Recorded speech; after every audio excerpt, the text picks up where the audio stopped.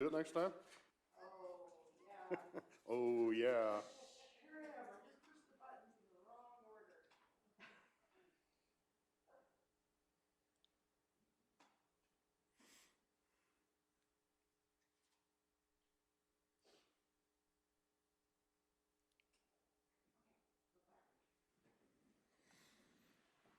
Okay, we're back to live streaming, I do believe. Okay, we've had a motion to come back into regular session, so we are in. Okay. Councillor King. Just based on the size of the area that we're talking about and the distribution potential for the clients, it's pretty obvious that the system that we would have to build is fairly substantial and would, as a consequence, cost us a fair amount of money and would be a fair amount of prep work to get that done. So if I could ask the question kind of just to give us an idea of timeline. So if we were to say, for whatever reason, we were to say we're going to do this, give us an idea of the timeline, if you could do that, please. To the Reeve, Councillor King. Well, the first thing we'd have to do is the pre-engineering. So that would at least be, I'm going to guess in the year, it depends. We have a current engineering company. So I mean, procuring an engineer, I guess, wouldn't take any time. Then we'd have to look at selecting a site of where we could have the actual reservoir and pump house where it would make sense in that area. And then from there, we'd have to model the system to where we want to go. And that would all be part of the pre-engineering. Just that's like the overall arching kind of what this would look like. And then once we had that done, and that would include surveying and stuff as well, the pipeline. So I'm going to guess you're looking at least a year for that kind of stuff. And then after that, then we'd bring it back obviously to a council and we'd have like a dollar figure, you know, kind of an overarching kind of timeline of it, or I mean, depiction of what it would look like. And then from there, we would get into, if it still went ahead, then we get into like the serious engineering, the actual engineering of the system. Looking at buying property for the pump house and reservoir. So you're looking at another year there. Put it out for tender, you got another while there. So your years away from actually saying, putting a shovel in the ground, I'm gonna guess. But that's just a guess because we're starting right from scratch, right? I mean, you're looking for land, they're gonna have to survey that whole area to be able to model it. And so you're years before you even get a shovel in the ground, I'm gonna guess, but an exact one I can't give. And determining a water source. We have to do that as well. Once, after that pre-engineering, if the system can work, then they'll determine where that water is gonna come from, and then from there, then we have to factor that in as well.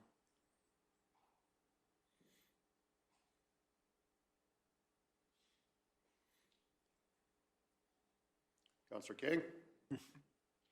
So I guess the question that comes up in my mind related to this is because of the substantial amount of money that's involved and the length of time, there seems to be some indication from the people who took the survey that their need for potable water is long overdue in some ways. And my assumption is they have not done anything themselves to address that in hopes that there might be a county water line at some point in time. So I guess where I'm going with all of this is to say, is there another option that doesn't cost, you know, $10, $15 million and take 5 or 6 or however many years to get us to that point? And I guess I'm wondering about some kind of water delivery and cistern system or something that would address some of the really pressing needs for those who don't have water or don't have potable water. And I mean, there's got to be some other options. And we didn't ask those questions when we did the survey, so we have no idea whether that would even be considered or not. But we're looking at pretty substantial dollars, quite a widespread system. And quite a long time frame. So I guess, is there any way that we can actually do what we're talking about doing for the people in that area? Or is there another way to do it?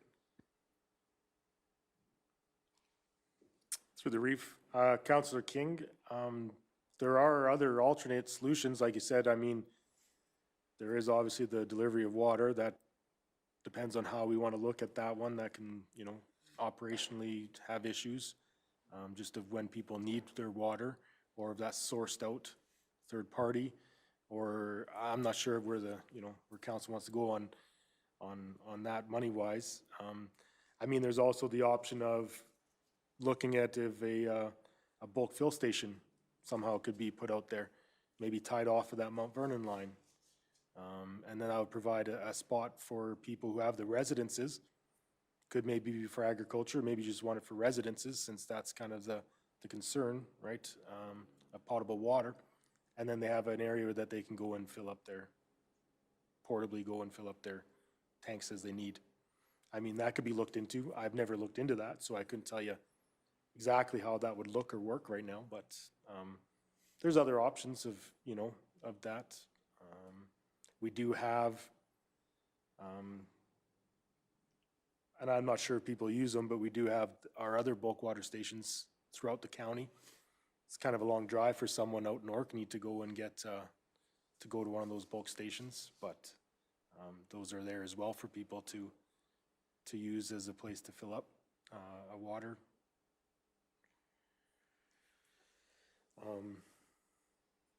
Other than putting water lines in the ground, like I said, obviously the drilling of wells isn't something out in the East Country that is practical, or, you know, that kind of thing. So, but there are options, like I said. I mean, we do have the Mount Vernon line. Our big thing is with the pressures and getting it past that, the valleys there. But I mean, we could always look at that, right? So that, you know, having a bulk water station out there somewhere could be an area to be explored. It's never been explored, so I couldn't give you any details on it. Well, in conversation with some residents, transportation of water from a bulk station regardless, I guess it all depends on distance, but it's gonna be upwards of $11 a cube from what I've gathered from people that I've spoken to. I mean, that's with the cost of the water involved, but Right, and $11 going a and getting cube it. is, it's up there. But it beats having no water.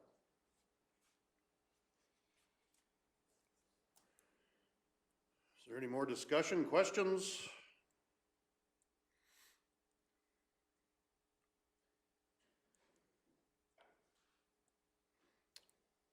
Well, seeing as not, what's council's wish?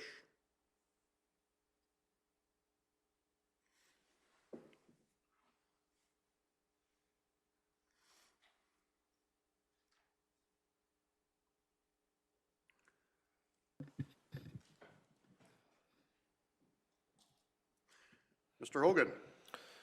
So for this, what administration is looking for is some guidance from council in terms of what direction you want us to go on this.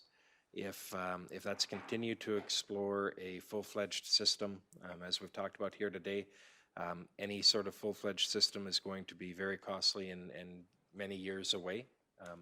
In addition to the items that were brought up, none of this has appeared in the county's fiscal planning at this point either. So there's also decisions on that front. In addition to the actual engineering, construction, those sorts of things, is how council goes about funding this. And that's, you know, whether the funding is available or not, or what other projects get put to the side. So that may be a delay, it may not. It depends where this council and future councils put their priorities on that front. You know, if that's the direction that we want to continue to explore that, then that gives us as administration a bit of marching orders to kind of start planning something. If the direction is, you know what, that doesn't appear to be a feasible outcome, you'd like administration to explore different outcomes, whether that's water delivery, whether that's the construction of a bulk fill. You don't have to specify what those are, but there may be other things out there that we can explore. Obviously, as John has pointed out, when we get into things like delivery, you know, it can be done, but how much, what's the county willing to take on for legal liability of that water, for all that sort of stuff, right? So is council willing to take that risk? Well, we need to find out what that risk is first in order to put it in front of you to see if you'd take it on. So whether that's exploring some of those other items, then that tells us as admin, okay, we're going to take this thing and we're going to put it off to the side, and we're going to look at this other direction instead.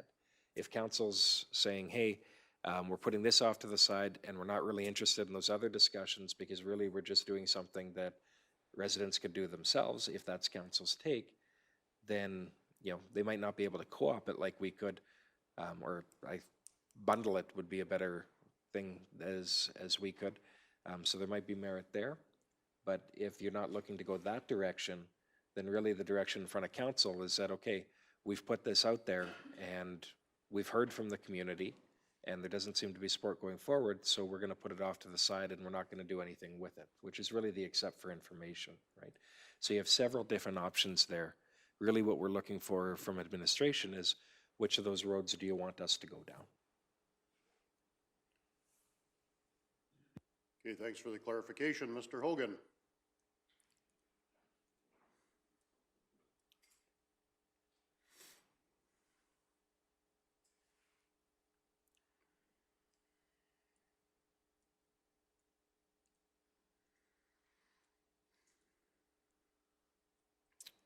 Councillor King? I guess again, I would like to ask a question of Councillor Hugo. And Councillor Hugo, I'd be interested in your take on future direction, having heard the conversation. Just be interested in your own personal take on what, you know, in light of the costs and all the other things. You're in the area that's affected, and so I'd be interested in your take on what we're discussing here. Thank you for that, Councillor King. Yeah, no, I've discussed with Mike before on a water delivery system, possibly in cisterns and that. I haven't really discussed with any of the residents which direction they'd like to go. If they'd like a cistern and then have a water delivery system from the county. I know myself, I do have a cistern because my well doesn't produce enough steady flow. It only flows for about 15 minutes and then it runs dry.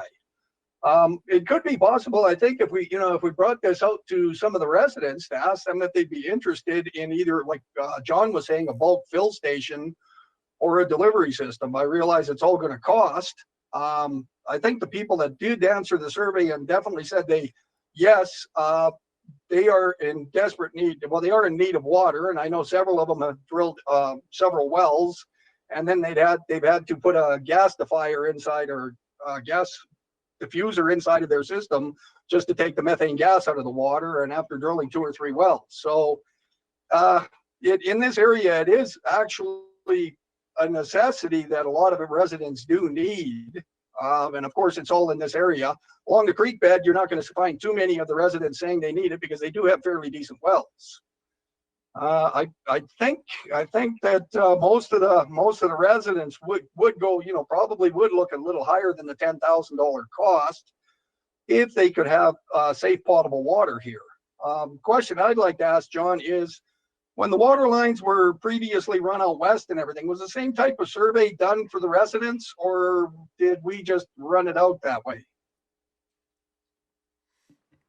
Through the reef, Councillor Hugo, I wasn't a part of those.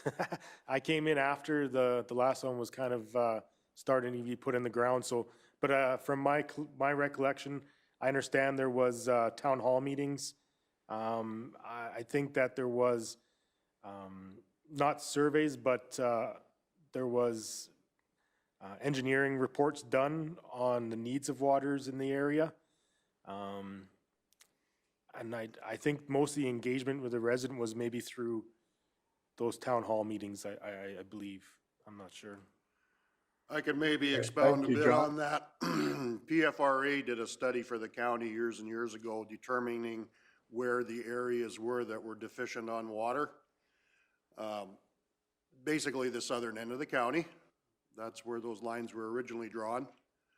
PFRA, I do not believe surveyed the residents, but I do know that there was, it wasn't a survey, but I did meet up with people, I do believe they were from the county. Actually, one of them was the counselor from my division that actually drove around and asked if we would be interested in water. I don't know if that was done throughout the whole southern side of the county, but I know that there was informal questioning being done to the residents from county representatives. And that's when it was determined that there was enough interest. And then there was town hall meetings held. And as those progressed, there was a decision made by council to go ahead and provide water to that area where feasible. Councillor Thank you. Christie. Further to Councillor King's question, I think if the council would possibly come back with give to administration other direction on how to possibly mitigate some of the worst water, the wells out here. Like my well out here is, it's drinkable. My problem is water volume, which limits me on the size of a cattle herd I can have, but that's agricultural. So, but even if to engage with some of the residents that do not have potable water, and even when they do drill another well, the potable water is still just as bad as it was before. If we could engage, I don't know if we can pick and choose who we'd like to have potable water, but if we'd engage with some of the residents that do not have decent potable water for their households. I know a lot of them will travel to Three Hills to get bulk water for their spraying operations. Bulk water station, it would have to be somewhere in the middle of this area here where we figure the water situation. But we could investigate anything for certain residents that do need potable water out here. I think that would be a step in the right direction anyways. Councillor Christie, you had a... Yeah, my question on the first water systems, there was substantial grants available at that time that aren't available now or not? No, the only grants that those systems actually got was $3 million, I do believe, and that was to hook up the hamlets of Swalwell and Torrington. Okay, thank you. I knew there was some grants, but I didn't know how big or how much. Well, they were fairly specific to the hamlets, Okay, thank you. if I'm not mistaken. Yeah.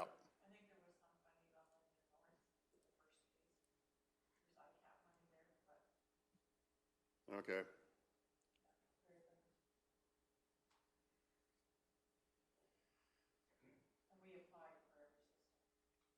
Yeah, we applied for numerous grants trying to get the system going, and finally the decision was made is we're not gonna, if we wait for grants before we start, it's never gonna happen. So we ended up determining that it was time to start and hopefully grants would follow. And of course the 3 million came in, so.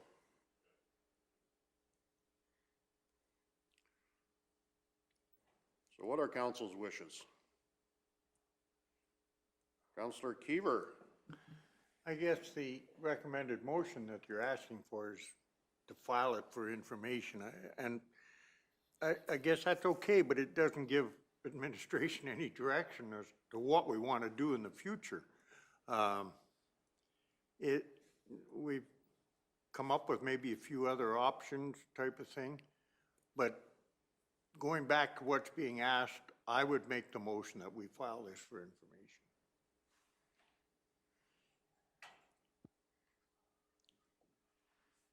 Would you want to expound on that to come back with options? I don't know what the wording would be. Are we interested in coming back with options? Well, if we don't want to pursue it any further, well then, no, I guess we wouldn't look at any options. But I think we are saying we are open to options for what we could do. Like I say, it sounds like they are desperate out there, or some people are. So by leaving it open to options, we are trying to help them. Councillor Christie? I'd be interested to know what the cost of running a delivery service to cisterns would be in comparison, for sure.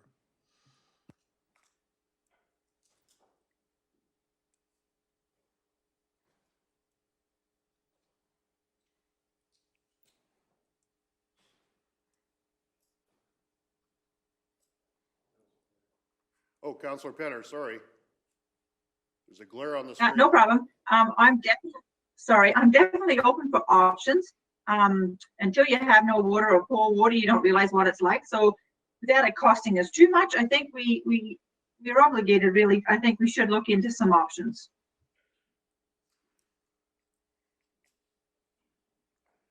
Any comments to that, Mr. Hogan?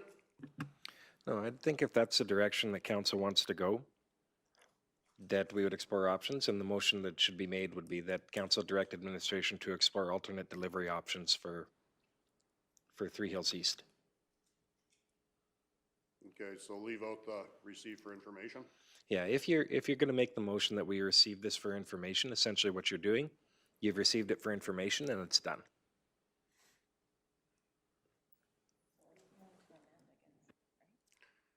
Yeah, so would you be amending your motion to read to explore options? Yeah, I think we should have in there that, you know, I mean, what we've got so far is, you know, I mean, not looking good, but there has to be other options out there. And so let's add options into putting this down for information and see what you come up with. Okay, so we have a motion up on screen. Is that how you would like that motion to read, Councillor Keever?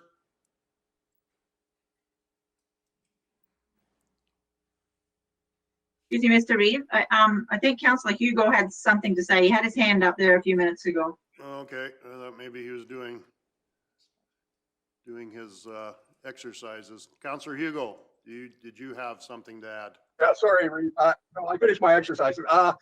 Quick question, would that be also on a smaller water service area, or would that be part of the options then, Councillor Keever?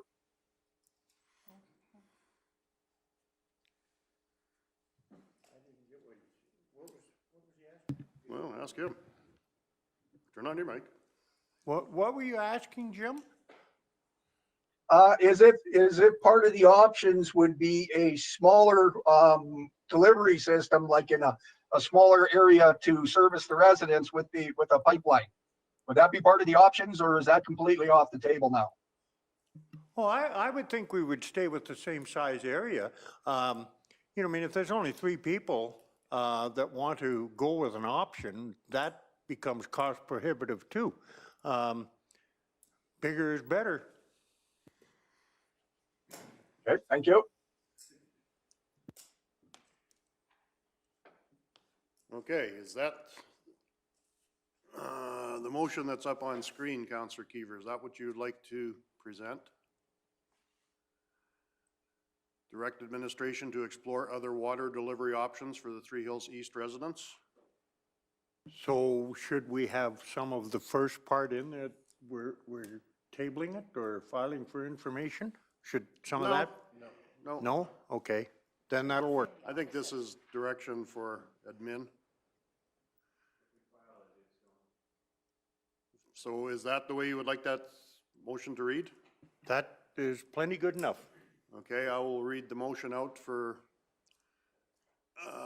Councillor Keever. Move that council direct administration to explore other water delivery options for the Three Hills East residents. Is there any discussion to that motion prior to the question? Councillor King. I think that we've probably had enough discussion on this, but just to follow up with what Councillor Hugo was saying is we're really not taking anything off the table, but we want to look at alternatives. And so I think that would leave the possibility for shrinking the system as well as home delivery, a whole bunch of other things, just and we'd be very interested to see what comes back in that way. So Yeah, go ahead, Mr. Hogan. Just as we go forward in this motion, just wanting to,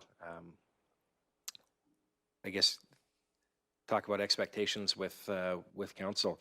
This isn't, as we go through and explore these options, I just wanted to make sure that the expectation of council is we're not going to be back next meeting to talk about this in terms of if we're going to put some of these options together, there's a bunch of back end to this. So likely you would see this go onto the action item list, but it would be months before this is back. And I just wanted to be clear with that expectation with council.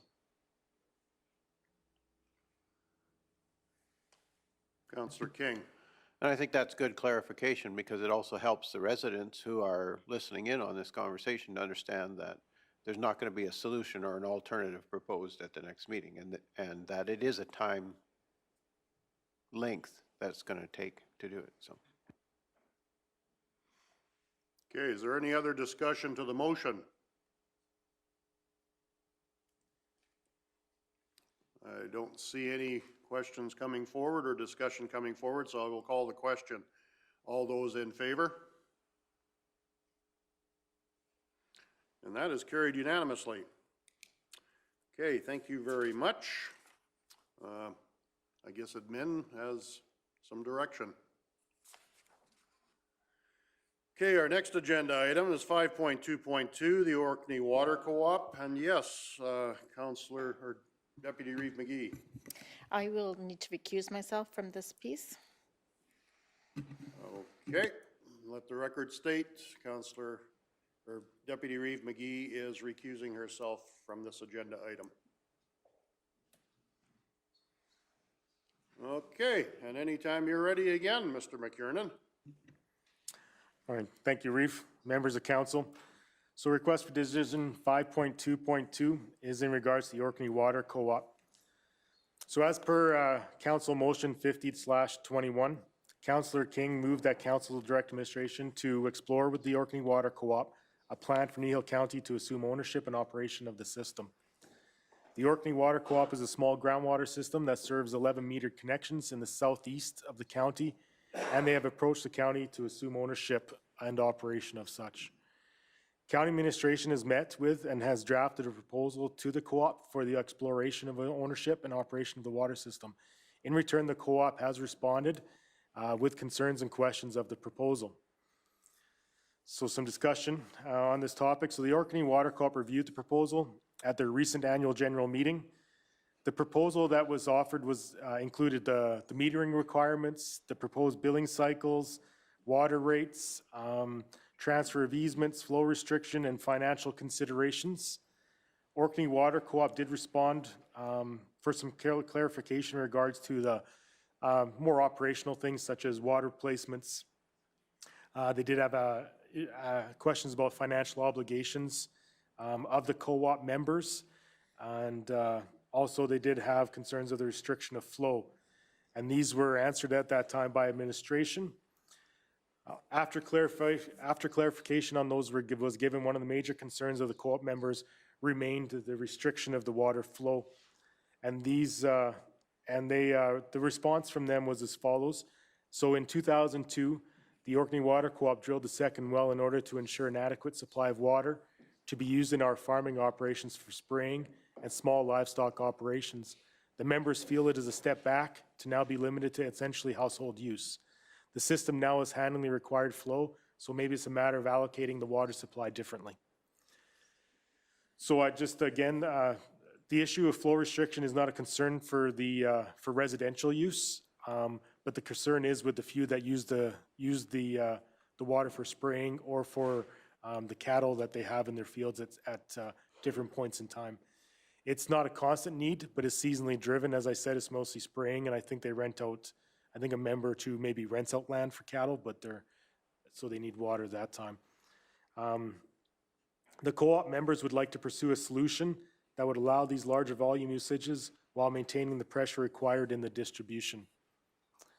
So again, the Orkney Water Co-op did provide an application that was prepared by JK Engineering in 2001 that was submitted to Alberta Environment when the second well was drilled. And this report, I didn't attach or anything, but it did outline basically, typically the makeup of the system, the history of the system, the infrastructure in place of the system, and the pumping capacity of both the wells and the pumping pump house.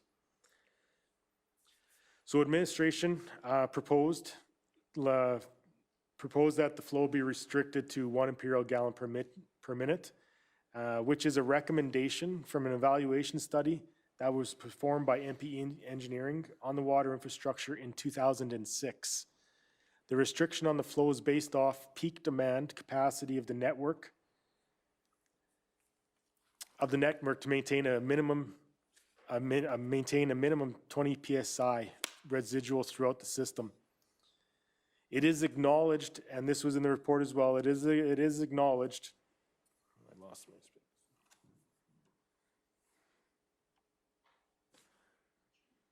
I lost my space. Sorry, I need my glasses.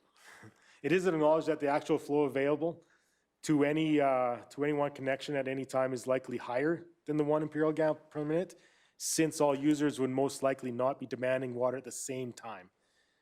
So MPE did establish a hydraulic model of the distribution system based off the available system drawings at the time and with an output pressure of the pump house of 40 psi. An inquiry has been sent to MPE to obtain the hydraulic model, but given the amount of time that has passed since its creation, it may not be supported through existing software. So an update on that, I still have not heard back from MPE if that water model they did back then is available. So I didn't have access to that.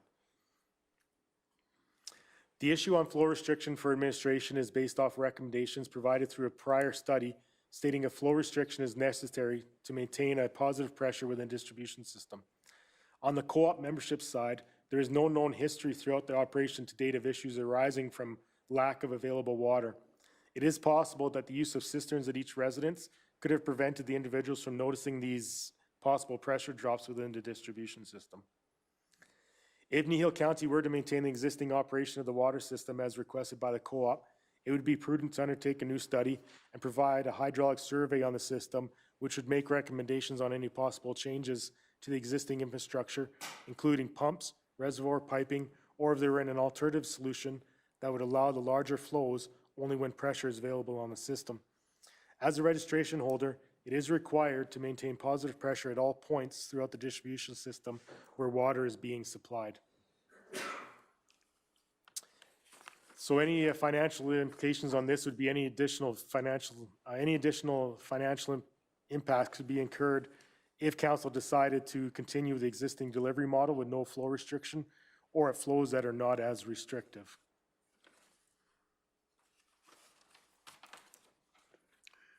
Okay, are there any questions for Mr. McKiernan? Councillor Christie. Because they're public wells, are they registered or licensed, or are they just wells? Through the Reef, Councillor Christie, they're registered wells. I think we do have to get the second well that was drilled. I think there's just a little bit of paperwork that needs to happen to include it in there, but it was all drilled and registered and everything, but I think it's got to be included on their license to divert water. I think that's the only paperwork that needs to be done on this. Councillor Kiever. So if we take over ownership of this, the whole system has to operate under a different set of rules than what they're operating now. I read the one line, as the registration holder, it is required to maintain positive pressure at all points. Do they not have to do that right now? Through the Reef, Councillor Kiever, yes, they do. They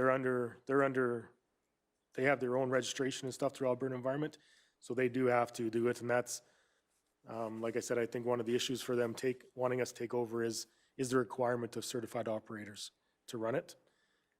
So they have the same code that we would have for our groundwater systems as well. Go ahead, Councillor Kiever. So is somebody checking on, like, that they're following these requirements, or is it just good faith? Through the Reef, Councillor Kiever, I think the members of the co-op are doing it themselves, and I think they're doing a fairly good job, but they don't have the required training and the required certification that Alberta Environment wants out of them. But I wouldn't say that they're neglecting their duties. I think they're doing fine. I think it's just. I think as the requirements from Alberta Environment are upped, it's making it more and more difficult for them to comply.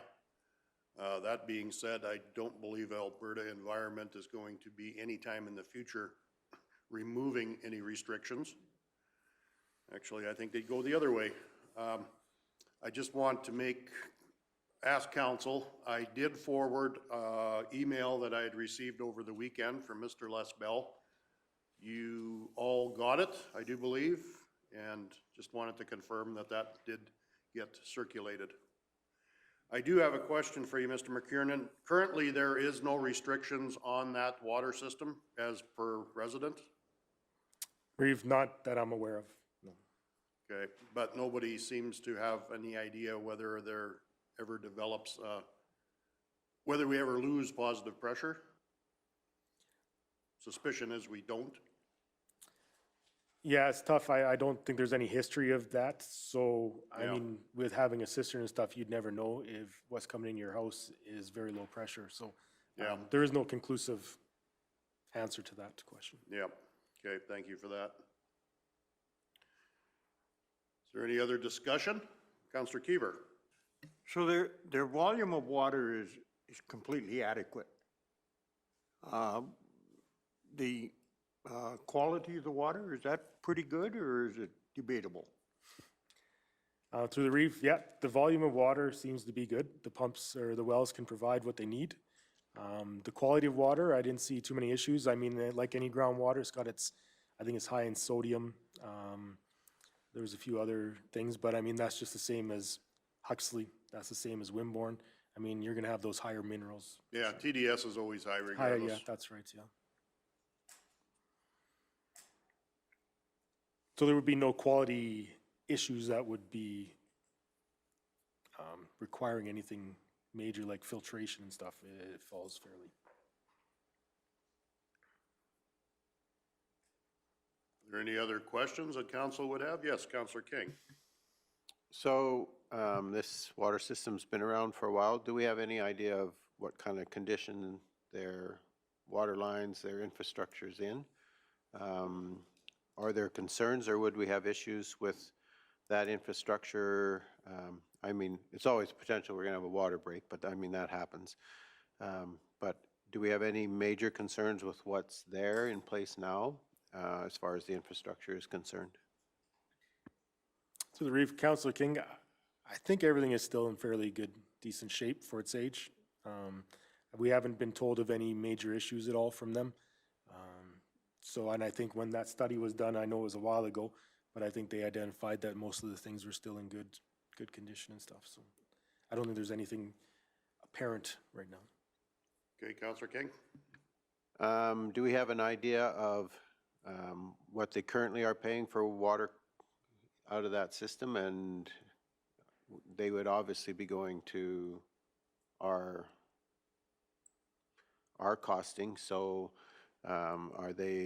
have they indicated a willingness to pay more for water? It's going to cost more for us to operate, going to cost them more to get that water, so. Through the reef, Councillor King, I don't remember what they're paying now for that. Is that part of your question? I did have that in my earlier presentation, but I don't have it with me, so I don't remember. But that was not one of the concerns at all that was brought up. So I think that they're fine with our billing. So I think they're okay with the billing cycle every 2 months and the cost of water.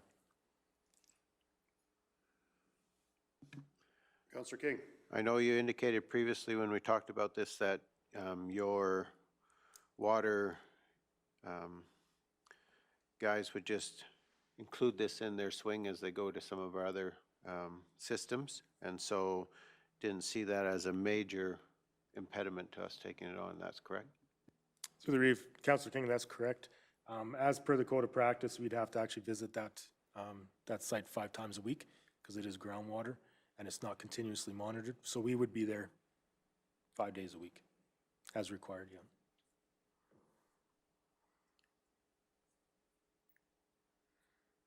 I think if we investigate further into this, we'll have to make a determination on what upgrades there would have to be done to the system and who is going to cover those costs, I would assume.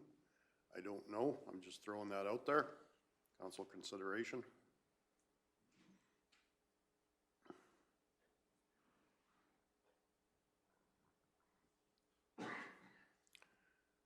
Are there any other questions for Mr. McKiernan?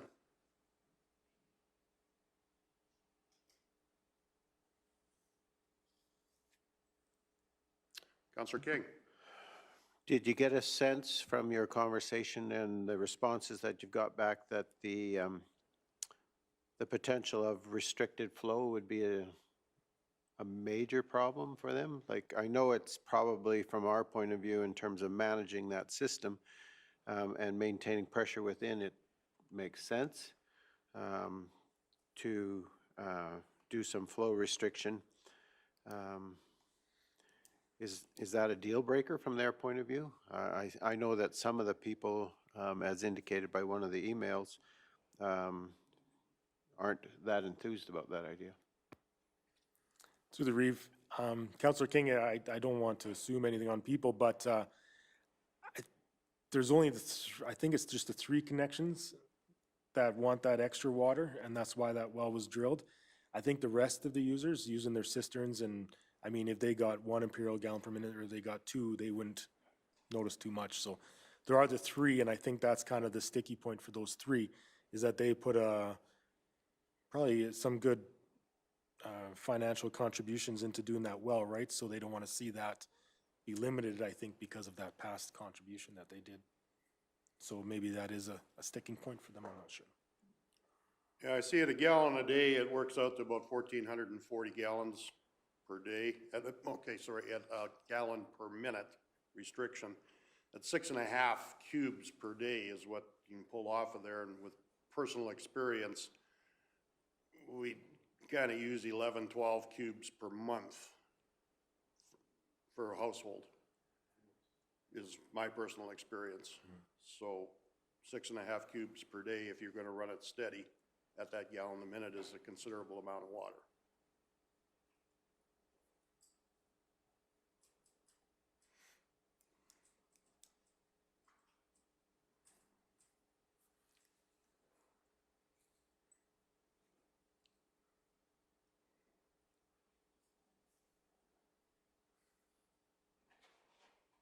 Councillor King. So if we don't take this system on, what's the ultimate outcome from them? They have to hire an operator, or they would have to find someone with the necessary qualifications to run the system for them? Through the Reeve, Councillor King, my understanding would be that Alberta Environment would continue to press them on that certified operator requirement. I don't know what the outcome of what Alberta Environment would actually ultimately do or anything like that, but I think they would, every time they got inspected, that would become on their thing, and they would ultimately look like they're not doing very well in their inspections because of those few requirements that Alberta Environment wants. So they would probably just keep pushing them until at such time someone actually wrote the small water system course, or they hired a third party, or someone else took them over as well. Kind of thing.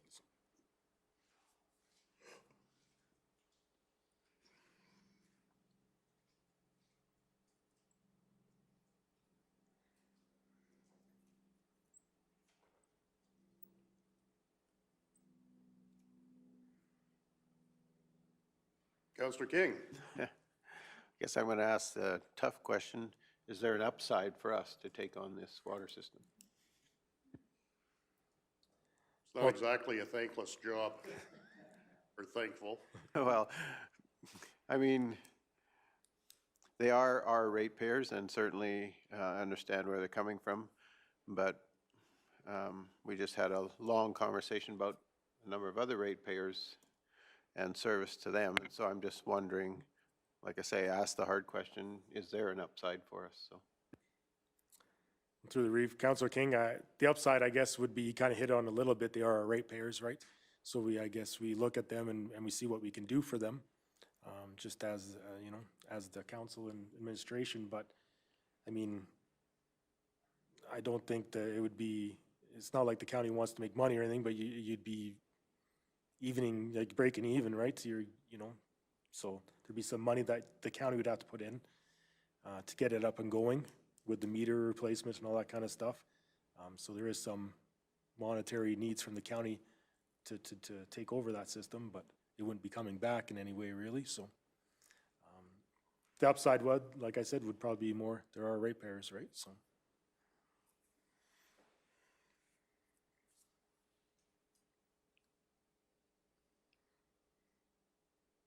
Counselor King?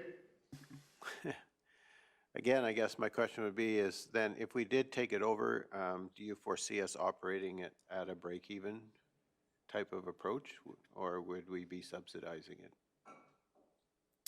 Through the reef, Councillor King, I think at the beginning, when we do all the necessary requirements we need, like the replacement of meters and stuff like that, it'd probably be subsidized.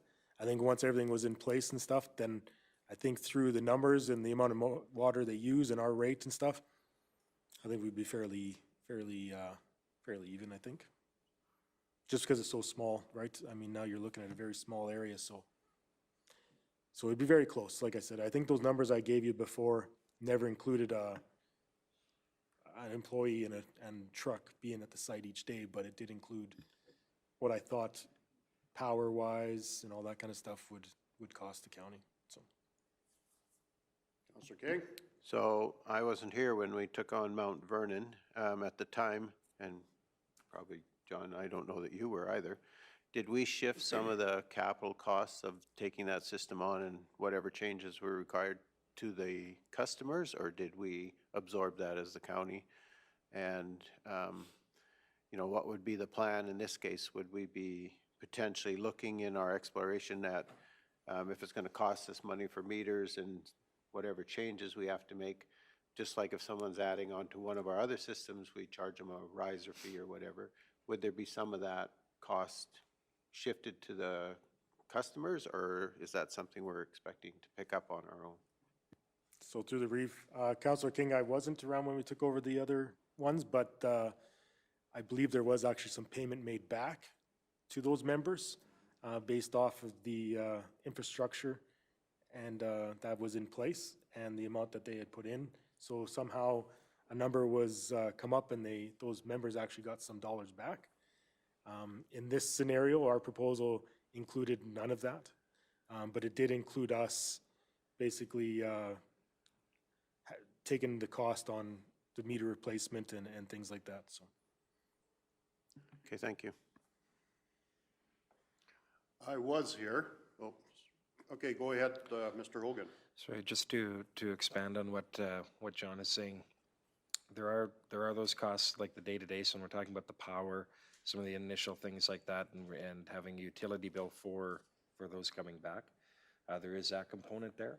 One of the things that would need to be factored into the overall, if we were to assume ownership of the system, is all the ongoing capital costs. So what you've seen in the like the amortization and all that ties in, and that in order to make that work, you would want to expand that user base.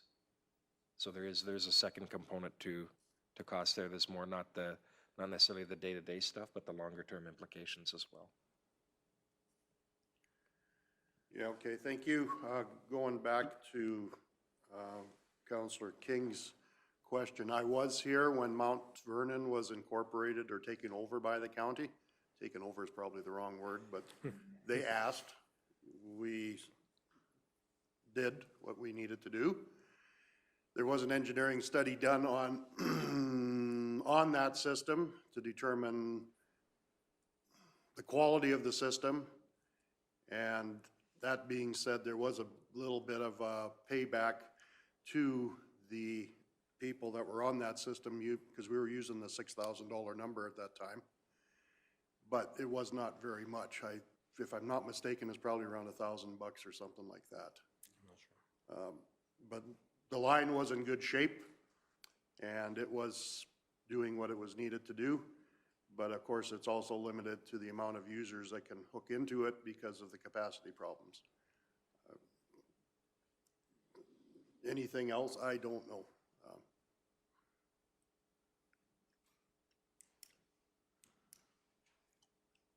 Councillor King? Just one last question, just following up on what Mr. Hogan said. And so there is potential that this could serve additional individuals in that area?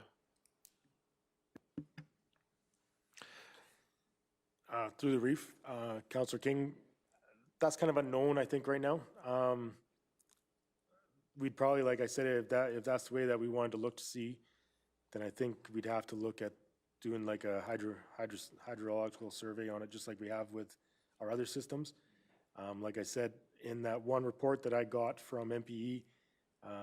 I think it was actually done in 2006 because at that time, I'm going to guess that Churchill and Orkney came to the county looking to assume ownership. So they were both done at the same time, and this one did. That's where I got the 1 imperial gallon permit to maintain that pressure for what was there already. So if we did increase, we'd probably have to look at the infrastructure at the pump house to provide that pressure and stuff. I think the flow is there with the wells, but we have to be able to get that out to these other people. And I think that's where the problems may exist. So we'd probably have to put in some dollars to figure an answer out to your question, Councillor King. And I would echo John's statement, is there would need to be a lot of modeling. And so, is the potential there? I would say yes in the broadest sense. But there'd be a lot of back end work we need to do to actually confirm whether that was true or not.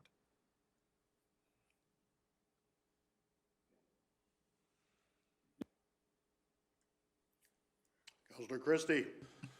Would there be an opportunity to put a small reservoir where the pumps are and still restrict the lines, and that way the three or consumers that want high volume water would have it close, but not necessarily in their yard? But would that be easier or more economical than going the way it is with restriction or not?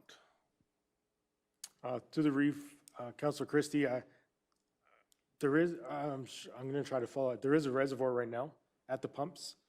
It's a smaller reservoir. So from that reservoir, it then gets pumped out into the system. And I believe through talking with the Orkney Water Co-op that they do have, it's not like they just put a hose into their tanks. Maybe they do, I don't know, but it sounds like they have a system already in place where they're filling them up. Yeah. So I think I haven't seen it and I don't know 100%, but from what I understand that may already be in place. But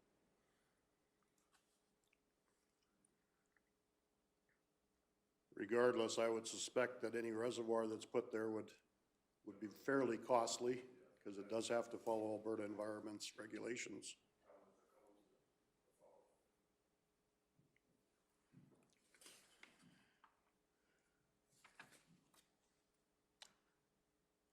So what are council's wishes here?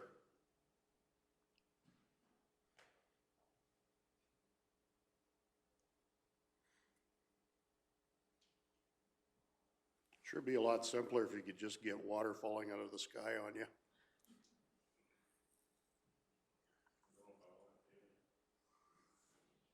Right now, I'll take it daily.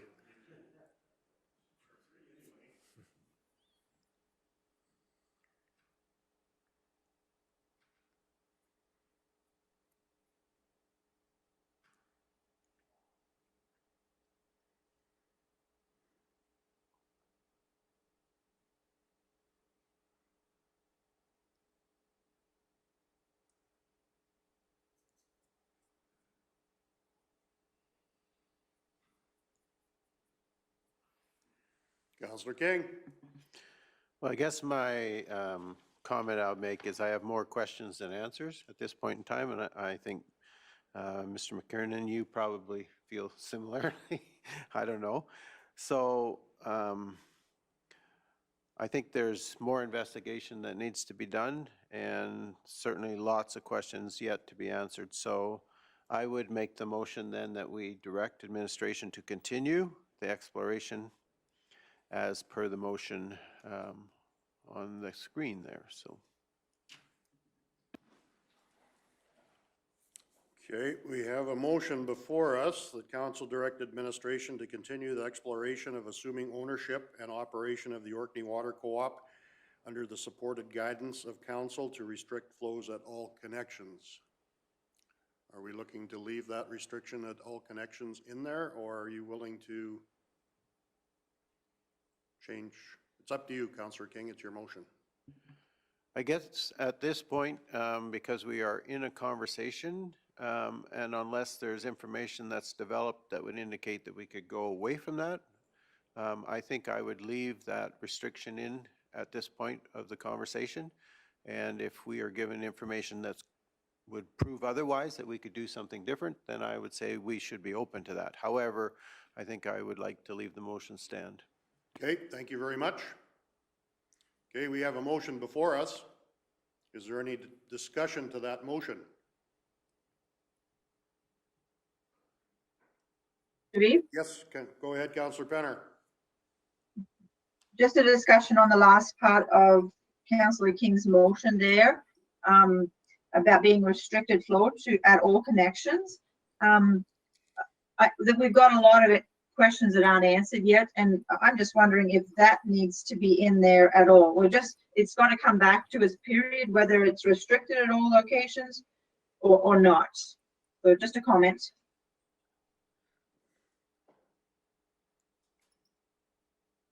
Councillor King?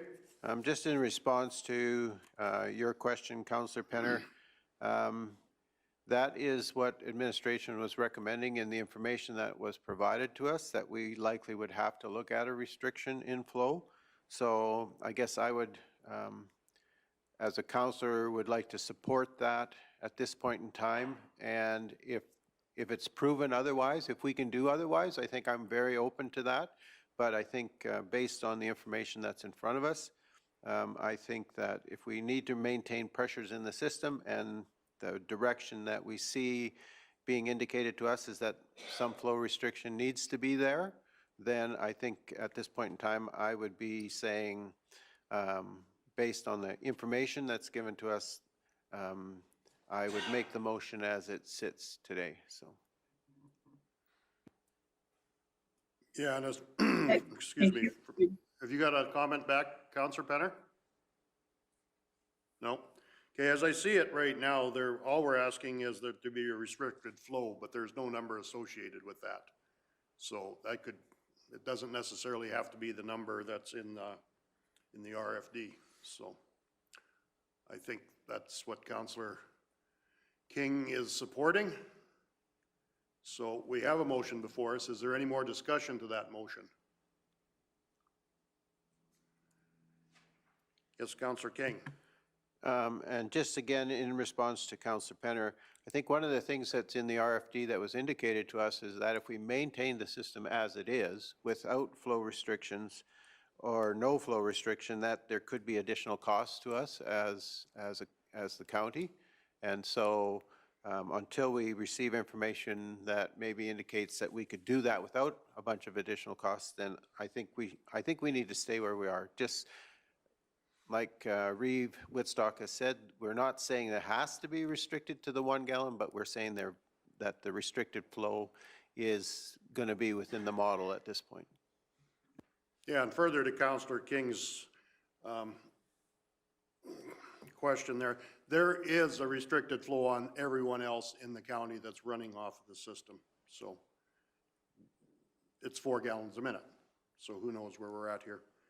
So anyway, is there any, Councillor Okay, Penner? Mr. Reeve, that's sorry. Yeah, I understand there. I just wanted to make it clear that we are looking at multiple options. And if it does come back a different way, like Councillor King said, that's fine. I just wanted to make it clear that, you know, we're going with what administration has recommended here, but they're looking into multiple ways. Okay, so we do have a motion before us. Is there any more discussion to that motion? And I don't see any, so I will call the question. All those in favor? Opposed? Councillor Hugo, I'm not, maybe I spoke too soon. Are you in favor or opposed? In favor. Okay, so it is unanimous. Motion carries. Okay, thank you. Our next agenda item. Oh boy, 5.2.3, Mr. McKiernan. Here.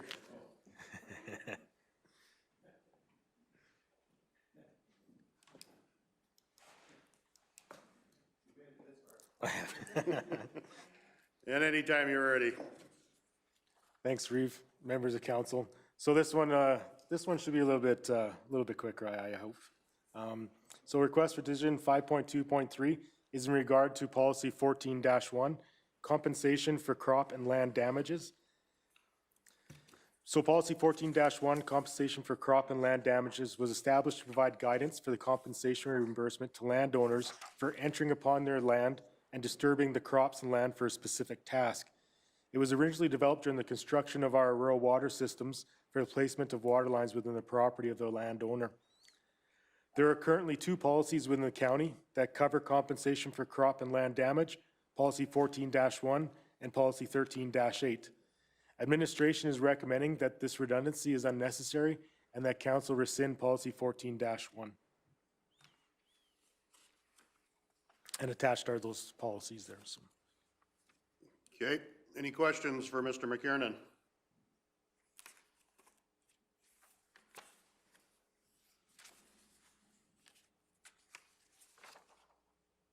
Councillor Christie.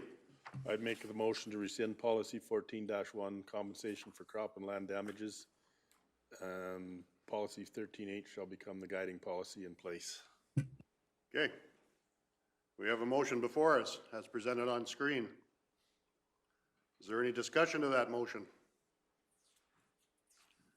Nobody wants Mr. McKiernan to read the policy? I have such a soothing voice. All right, we have a motion before us. Oh, Councillor Gievert. So in the policy guidelines, it's $600 an acre for crop damages. Where are the oil companies on crop damages? Who cares? Through the Reeve, I'm not. Somebody is going to contest this $600 an acre. They're making $1,000 an acre. Well, we're not changing the policy, we're rescinding one policy, so I think both policies state that $600.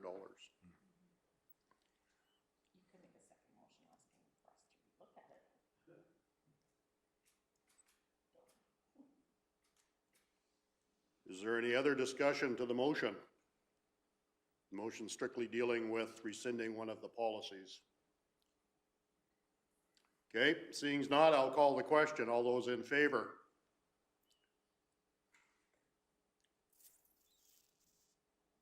And that is carried unanimously. Thanks, John. Thank you. Oh, boy.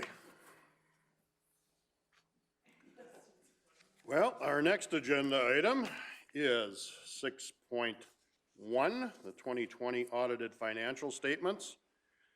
Mr. McKinnon, anytime you are ready.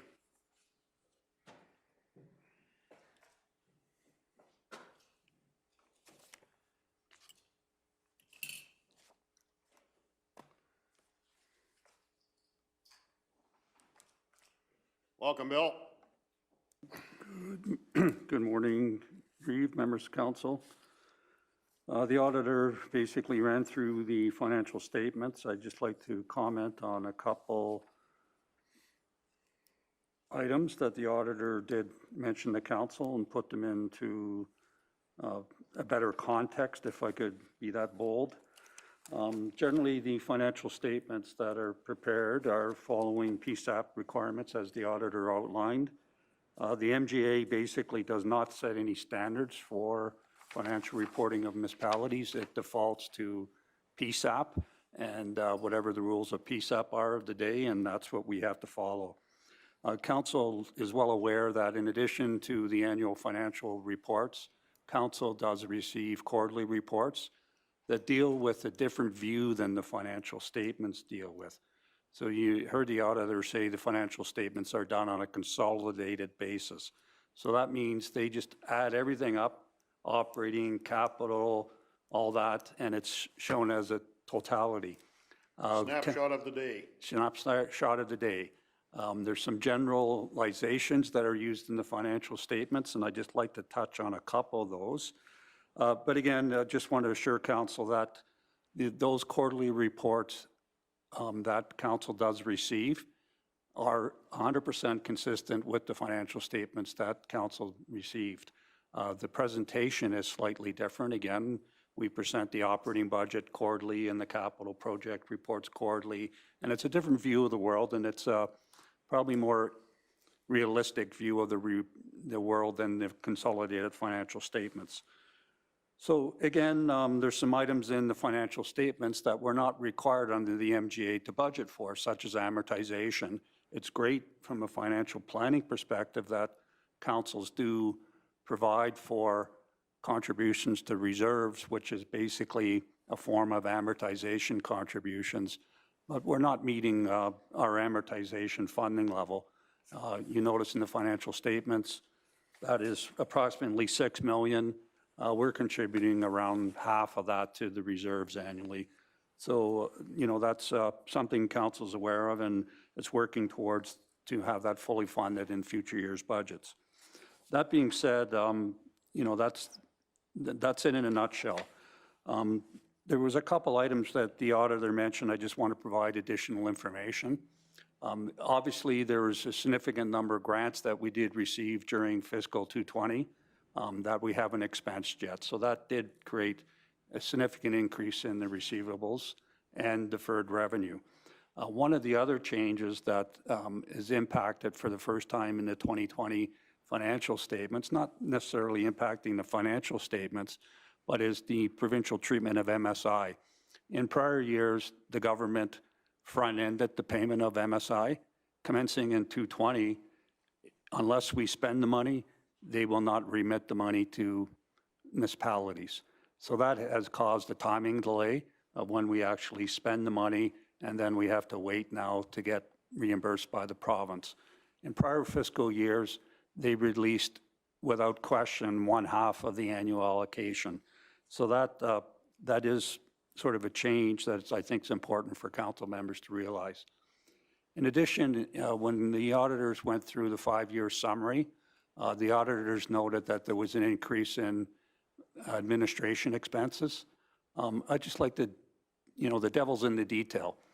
I can assure council, and council is well aware, there has not been an increase in administrative expenses during 2020, and they're actually down compared to prior years. What also is included in that administrative expense is the aggregate of taxes that have been written off by the municipality.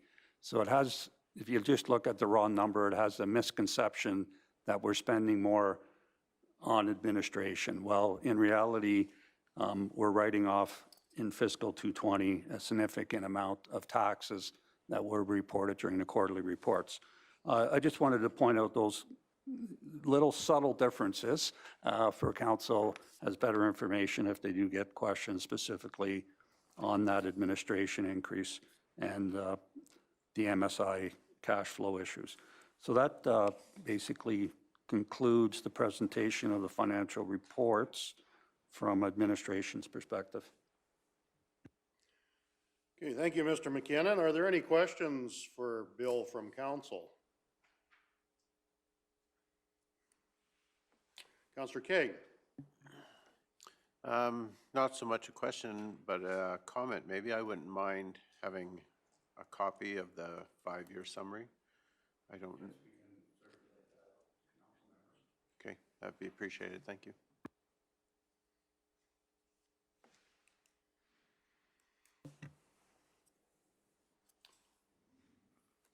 Council have any questions for Mr. McKinnon? Oh, yes, that's right. I did get it right, sorry. I was glancing into the corner.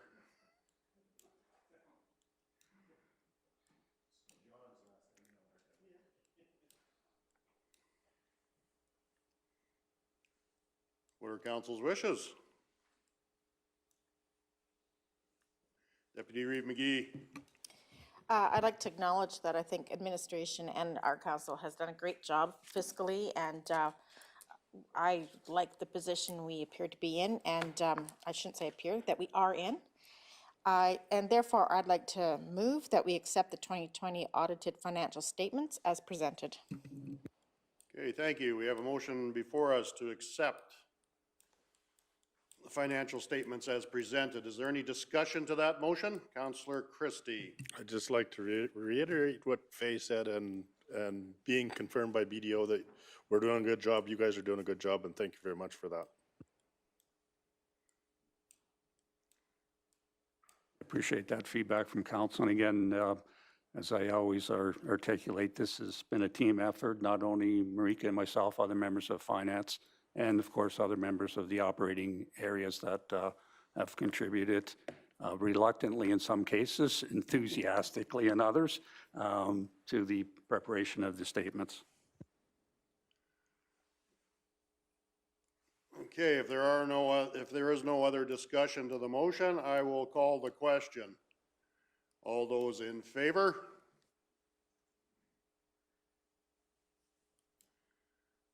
Any opposed? The motion is carried. Okay, thank you very much. All righty, our next agenda item is the quarterly financial report, 6.2. Welcome back, Mr. McKinnon. Again, through the Reeve, this is a good segue. As I noted in the previous report, council does receive quarterly reports on the operating and capital expenditure of the municipality. This is the report for the first quarter ending March 31st. Again, it's the similar framework that we use every quarter, where we outline not only where we have spent to date, but also give council an indication of where we expect to be at year end. So again, it is an evolving report every quarter where we update it, and the expected year end results may change. Generally, there will be variances during the current reporting period. A lot of the variances that occur during a reporting period are related to timing differences. So we expect it to pay an invoice by this date, the shipment came in a week late, and it doesn't make it, the expense occurs in the next quarter and the like. So that's why our preference is to have the focus on the expected year-end results rather than on any particular quarterly results. So based on that, during the first quarter, as one would anticipate, there isn't any significant variances in the operating budget, but there are a couple areas to highlight. Specifically, there, as in any typical year, there has been vacancies and there'll be staff turnover, and there's always timing differences between when those positions will be filled and the like. So that does create a minor favorable variance in those lines. As in prior years, we're still having difficulties with penalties that are being imposed. So these would be on tax accounts that are legally still on the roll, but we're aware that these companies are either in bankruptcy, filing for dissolution, or the like. So legally, we still have to impose the penalties. The likelihood of those being collected is very slim, but that does create a cash flow issue for the municipality. Other than that, there are some favorable variances, specifically in some of our winter control items. So we had a very mild winter, as everyone probably appreciated, or maybe not, if you're a skier. But that does reduce some of our overtime cost and some of our costs related to fuel and the like, because we're not running the equipment as much. So there are some minor favorable variances there. We reflected some of those in. However, needless to say, November, December will roll around again, and who knows what the weather's going to be there. So we may have some unfavorable variances later in the year. That being said, there is the typical view both by the operating functions, you know, what are the major revenue categories and what are the major expense categories. And if you go down that list, there's some good news. We did receive an unexpected operating grant from the province related to ASB funding, and that was a $50,000 grant. So that was unanticipated, but it's welcome news, and that's reflected in the year-end variance there. Again, salaries and benefits, $178,000 variance at year-end, which is, you know, 1 or 2% variance on the total expenditure line, and some other minor variances that could easily fluctuate given November and December weather conditions. If they're favorable, that variance will increase. If they're not, If it's a brutal November, December, we'll likely meet budget, but will not have under expenditures. We have not provided the capital expenditures for the first 3 months of the year. Again, significant number of those projects relate to construction, and construction season is not here yet. But we will continue that segment of the report on an ongoing basis during the next quarter. In terms of the investment report, as the auditors noted, we do not currently have any long-term investments, given the differentials in interest rates, short-term versus long-term. So that's really what's driving that. We do have a banking relationship that provides us a fairly favorable rate. We're currently placing money in other financial institutions to enhance that rate. And then we'll be looking at, hopefully the rates will be increasing. So we don't want to go too long-term yet. The expectation now is rates will be increasing in 2022.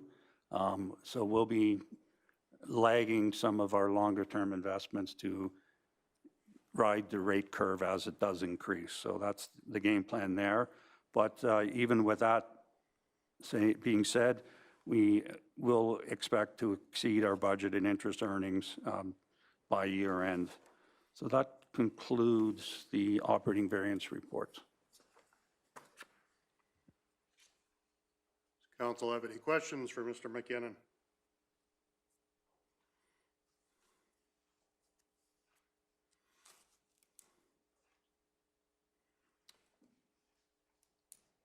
I don't see any forthcoming. What are council's wishes? Councillor King. So I'd make the motion then that council receive the quarterly financial reporting for the period ending March 31st, 2021 for our information.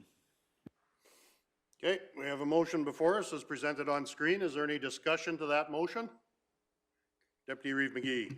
Again, just wanted to thank you for bringing this type of reporting forward for us. It's much more user-friendly for me specifically, because it's very directly what I understand as opposed to the audited report that we listened to. So I appreciate the staff taking the time to make our numbers understandable for someone such as myself. Thank you, council. Is there any discussion to the motion? I see none forthcoming. I will call the question. All those in favor? That is carried unanimously. All righty. Now the exciting stuff. 6.3, amendments, local improvement bylaw. Yes, Anytime you're ready, again, Bill. through the Reeve, this is the annual report dealing with the next series of reports are basically various levies that are required to give effect to existing bylaws or to, in the case of the tax rate bylaw, put in the rate for the current budgetary year. So the first one is the local improvement bylaw, which deals with historical bylaws that council's put in for local improvements.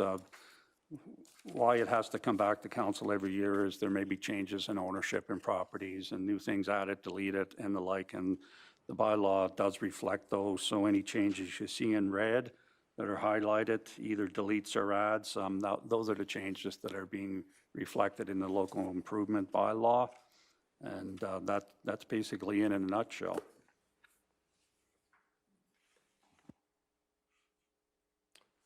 Council have any questions? So what are we going to do? Councillor Christie. I'll move first reading to bylaw 1837, that being a bylaw for the Granger Hesketh Water Service Area Project, replacing Schedule B of bylaw 1696 due to subdivision activity. Okay, we have a motion before us. Is there any discussion to the motion? First reading, bylaw 1837. Seeing as not, call the question. All those in favor? Carried unanimously. Councillor Keever? I move we give second reading to bylaw 1837. Okay, motion to give second reading. All those in favor? Carried unanimously. Would someone want to give consideration for third? Yes, Councillor King. So I'd make the motion to give consideration to hold third reading to bylaw 1837. Okay, motion to hold consideration to hold third reading. All those in favor? Carried unanimously. Councillor Penner? Oh, sorry, I thought you had your hand up.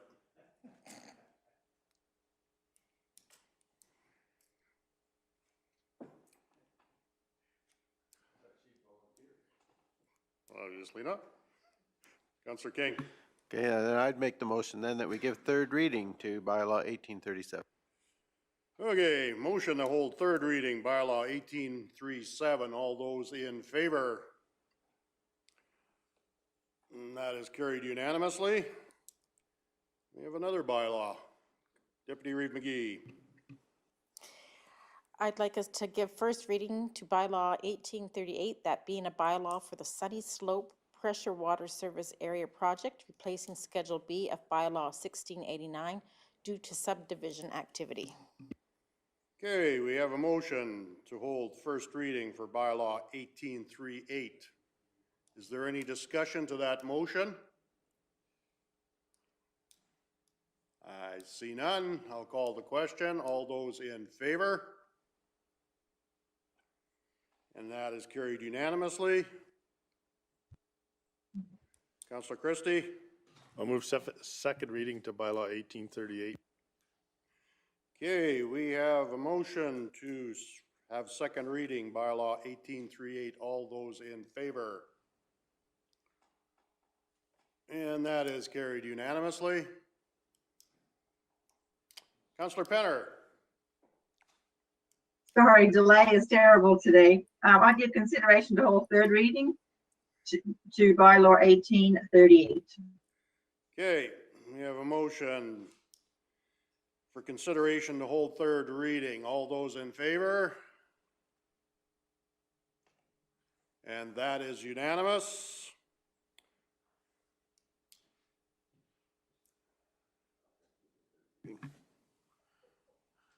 Oh, Councillor King? So I'd make the motion then that we do third reading of bylaw 1838. Okay, motion for third reading, bylaw 1838. All those in favor? Carried unanimously. Another bylaw.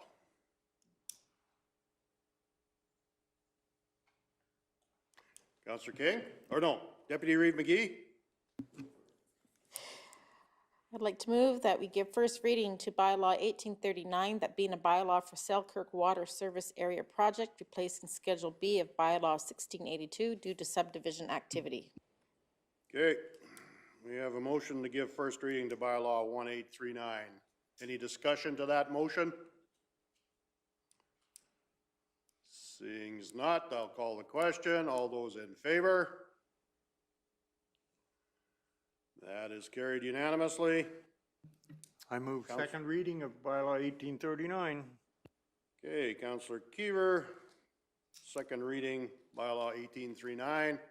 All those in favor?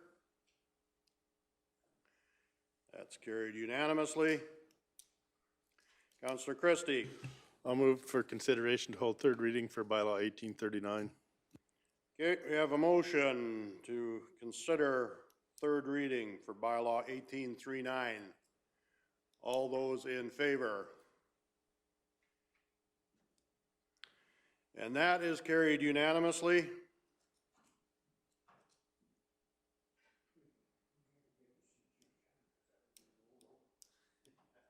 Councillor King? I'll give the motion for third reading to bylaw 1839. Okay, we have a motion to hold third reading, bylaw 1839. All those in favor?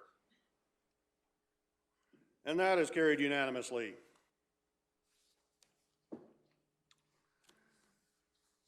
Okay, thank you, everyone. Are we going on on to the next agenda item, or are we doing lunch? Any idea? I'll check.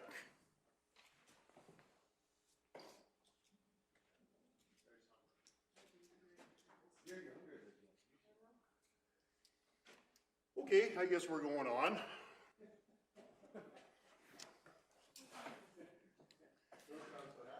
Okay, I guess the rest of you are going on too. Our next agenda item is 6.4, Water Service Area Special Tax. Go ahead, Mr. McKinnon, anytime you are ready. Again, through the Reeve, the Water Service Area Special Tax Bylaw is another annual one that comes to council to give effect to the improvements that are needed and repayment of debt that was issued on the original project. Based on the new assessment, there are variations every year based on the assessment values because the bylaw is levying based on assessment, and that's the basis of the bylaw. So as assessment shifts, there'll be different aggregate amounts collected annually. So administration is reviewing that to make sure the original intent of the monies to be recovered under the bylaw are still maintained, and that's monitored by administration on an annual basis. Based on that, the 2020 assessments, again, specifically for the linear assessments, are down. That's will cause a reduction compared to prior years of $22,000 of less revenue being collected. Overall, the loss of assessment in linear, mainly resulting from shallow gas wells, has reduced revenue under this bylaw to the tune of $200,000 approximately compared to a couple years ago. So that may mean the bylaw has to be in place a bit longer to recover the full levies amount that were originally intended under the bylaw. That being said, again, there's a rate for non-residential and a rate for residential use within the subject area. The area is provided on the map on page 104 of the agenda. There are numerous schedules B and C, B dealing the residential property, C dealing with the non-residential properties that are, significant number of pages of all the roll numbers that would be impacted and the like, but that's in a nutshell. Again, this amount has been the amount provided in the approved 2021 budget, and at this point, it's just procedural issues to have the bylaw approved, which would then be imposed when the tax bills are issued. Thank you, Bill. Are there any questions for Mr. McKinnon? What are council's wishes? Councilor Christie. I'll move first reading to bylaw 1835 being a bylaw for the 2021 Water Service Area of Special Tax. Okay, we have a motion to give first reading to bylaw 1835. Is there any discussion to that motion? Councilor Keever? This is the second last chance for those that aren't in on this to jump in and volunteer now.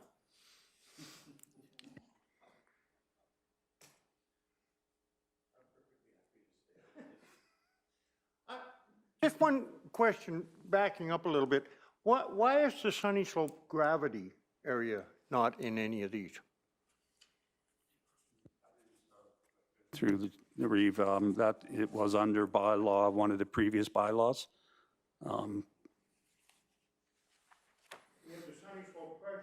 Right. I think that's been incorporated into one area, if I'm not mistaken. Right, I believe that's covered under bylaw, which is, bylaw 1838, which council has previously dealt with, but I could double check that.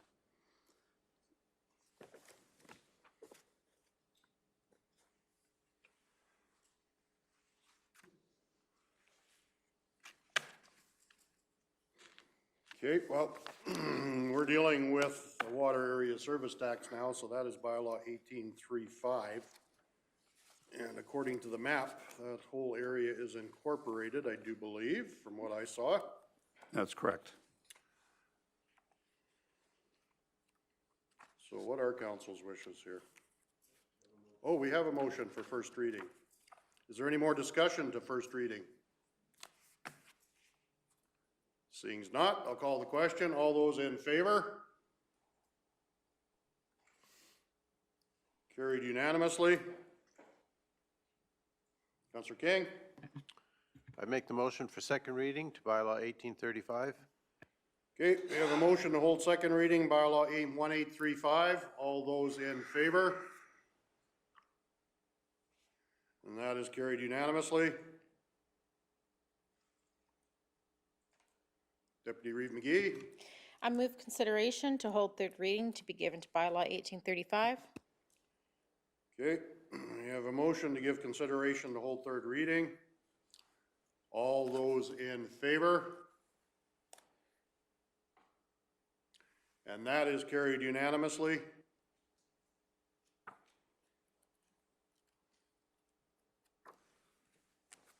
Councillor Christie? I'll move third reading to bylaw 1835. Okay, we have a motion to hold third reading for bylaw 1835. All those in favor?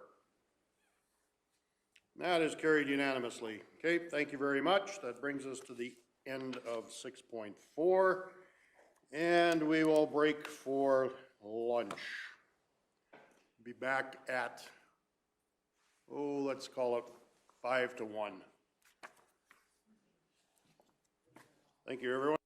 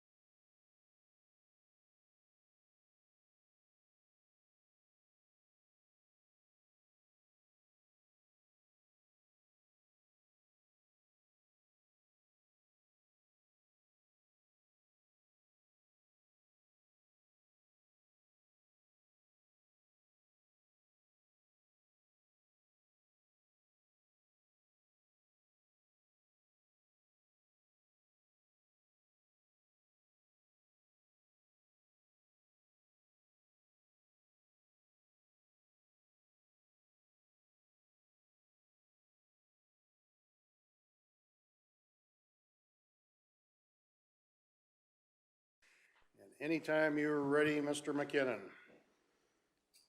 Thank you, Reeve. Again, this is an annual item dealing with Trochu Recreation Area Special Tax. It's fairly straightforward, consistent with prior years. Annually, the town sets a budget for the pool, and the county's responsible for 50%. The bylaw is there to reflect that. In this case, given the COVID issues related to pools during 2020, the levy was a bit higher than it should have been, given the actual experience. So that's been taken into account, and the levy in the 221 bylaw will be slightly lower than in prior years, given that we have over levied during 2020. So that has to be taken into account. So the overall levy is expected to be 40,000, or is recommended to be 40,862. We'll pay them slightly higher than that likely, based on their budget, but we do have that money set aside from prior years. So that's the Trochu Recreation bylaw. Okay, thank you, Mr. McKinnon. Are there any questions for Bill? Councillor King. No questions, but I'd make the motion that council give first reading to bylaw 1836, that being a bylaw for the 2020 Trochu Recreation Area Special Tax.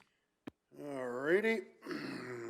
We have a motion to give first reading to bylaw 1836. Is there any discussion to that motion? Seeing as not, call the question. All those in favor?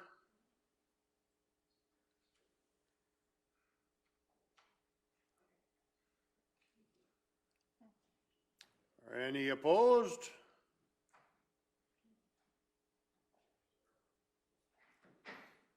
All right, motion is carried. Councillor Christie. I'll move second reading to bylaw 1836. Okay, we have a motion to hold second reading. All those in favor? That's carried unanimously.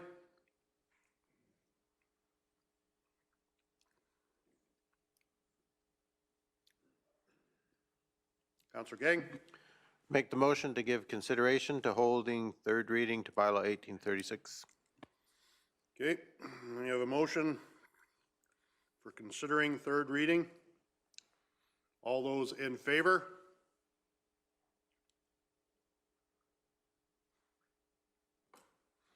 Opposed? Okay, in favor, Deb? Okay, that is unanimous. Deputy Reeve McGee? I move that third reading be given to bylaw 1836. Okay, we have a motion to give third reading to bylaw 1836. All those in favor? And that is carried unanimously also. Okay. 6.6 is our next agenda item. Tax rate bylaw. Mr. McKinnon, anytime you're ready. Thank you, Mr. Reeve. The tax rate bylaw is a reflection of the budget that's been adopted by council. Again, under the Municipal Act, we have to set a tax rate bylaw that's predicated on the budget that council's approved. That being said, just a little recap. The budget was adopted by council on February 23rd.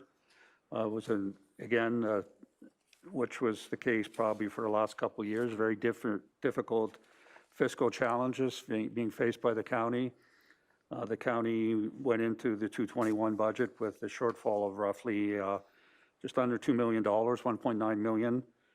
During the budget deliberations, administration and council made numerous amendments and deletions from the budgets, all under the guise of not reducing service levels and maintaining existing service levels, which was one of the basic principles. Council was also committed to making sure infrastructure was kept in a good state of repair, so there was no major deferrals of infrastructure investments related to the road network, the water systems, and other recreational facilities within the county. That being said, there was a deficit that had to be made up, and council during the budget directed staff to bring forward that to be recovered through a modest increase in the property tax rates. Predominantly, there's 3 tax rates that are set by the county: residential properties, farmland properties, and non-residential properties. On page 2 of the report, the impact on the residential properties, given the direction in the budget, would see an average increase for a hamlet house of a total impact, annual impact of $20 a year, and acreages per $100,000 of assessment would also see a $20 increase, or potentially an increase up to $60 per year, depending on their assessments. That being said, council has been very cognizant of the residential rates, and you can see in the chart that's in the report, even with the modest increase in 221, the county's residential tax rate compared to other regions in the province is very, very competitive and significantly below the provincial average. That being said, what the extent of the differential is, even with the modest increase that council's imposing, the residential tax rate of Kneehill County would be approximately 36% below the provincial average. And again, that provincial average, we're using the 2021 county tax rate. Not all municipalities have approved their tax bylaws yet. So for illustrative purposes, I've only included the other municipalities' 2020 tax rates. So in essence, that underreach of 36% more likely is closer to 40% once those other municipalities set their tax rates for 221. Similarly, in the case of just a correction in the report, for the farmland and non-residential properties, I inadvertently used the 220 numbers to calculate the differential compared to the provincial average. So the farmland rate should, rather than being 57% below the provincial average, it is also 36% below the provincial average. And for the non-residential, rather than being within 5% of the provincial average, it's closer to 10%. Again, that relates to the 220 rates. Once the municipalities all the other municipalities set their tax rates for 221, those numbers are probably, it's going to be somewhere between 40 and 50% for farmland, and somewhere between 5 and 10% for non-residential properties. But the only intent is, even though no one wants to see a tax increase, Kneehill County still has very favorable tax rates compared to other similar counties within the province. And the tax burden is probably in the lowest 25% within the province as it relates to counties. And if you wanted to jump and compare to our urban neighbors, that differential in tax rate would even be significantly wider, because of the service basket of goods provided by the urbans, they generally have much higher tax rates than the counties. So that, in a nutshell, is the report. On the last page, a very pertinent report, part of the report is, again, the education that we constantly have to do for our ratepayers, because the tax bill is not only money that's being used and maintained within our regional boundaries. We are legally required to levy monies that council has no say in these allocations. The province dictates to counties to provide educational funding, and in the case of residential taxes, it is significant. So we're sending out the tax bill, and we are automatically cutting a check 4 times a year to the province. So on residential taxes, the municipality is keeping around 54% of the dollars collected, and the province is actually getting 46 cents on the dollar. For non-residential and farmland, the shift differential is a bit more favorable for the municipality, where the municipality gets to keep around 78%, and the province gets 22%.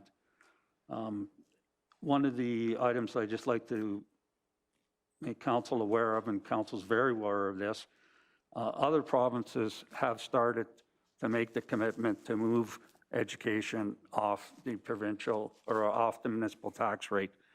So recently, 2 weeks ago, well, maybe 3 weeks ago now, the province of Saskatchewan tabled their budget, which will see the education burden being removed from the municipal tax bill.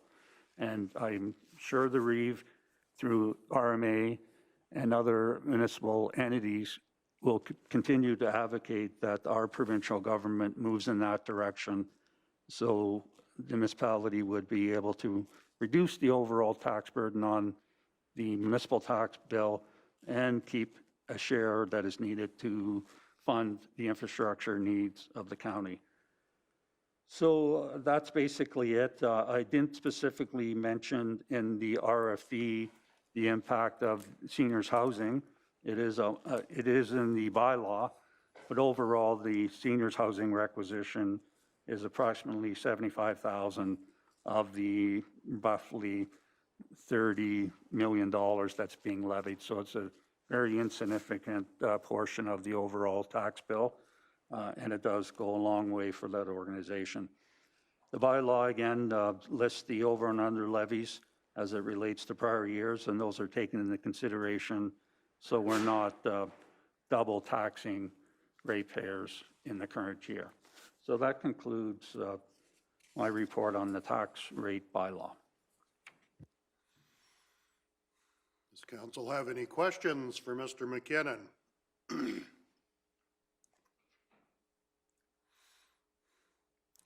So you said the province of Saskatchewan is eliminating the education portion off of property taxes? Through the chair, in the current year, 221-222 budget, it's being reduced by 25%, and then in the next fiscal period, they're removing another 25%. So as it stands now in the budget that was tabled, they have made that commitment to reduce the education levy by 50%.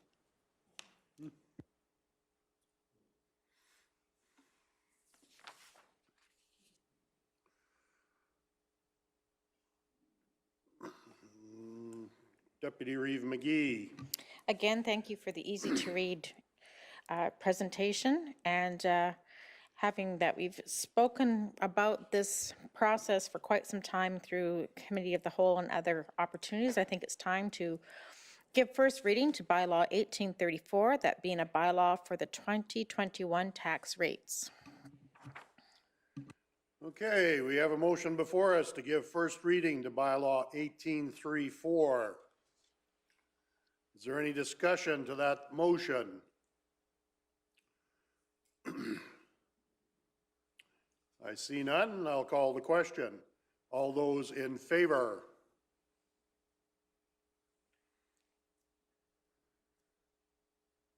Opposed? Motion is carried. Councillor Christie. Give second reading be given to bylaw 1834. Okay, we have a motion to give second reading, bylaw 1834. All those in favor?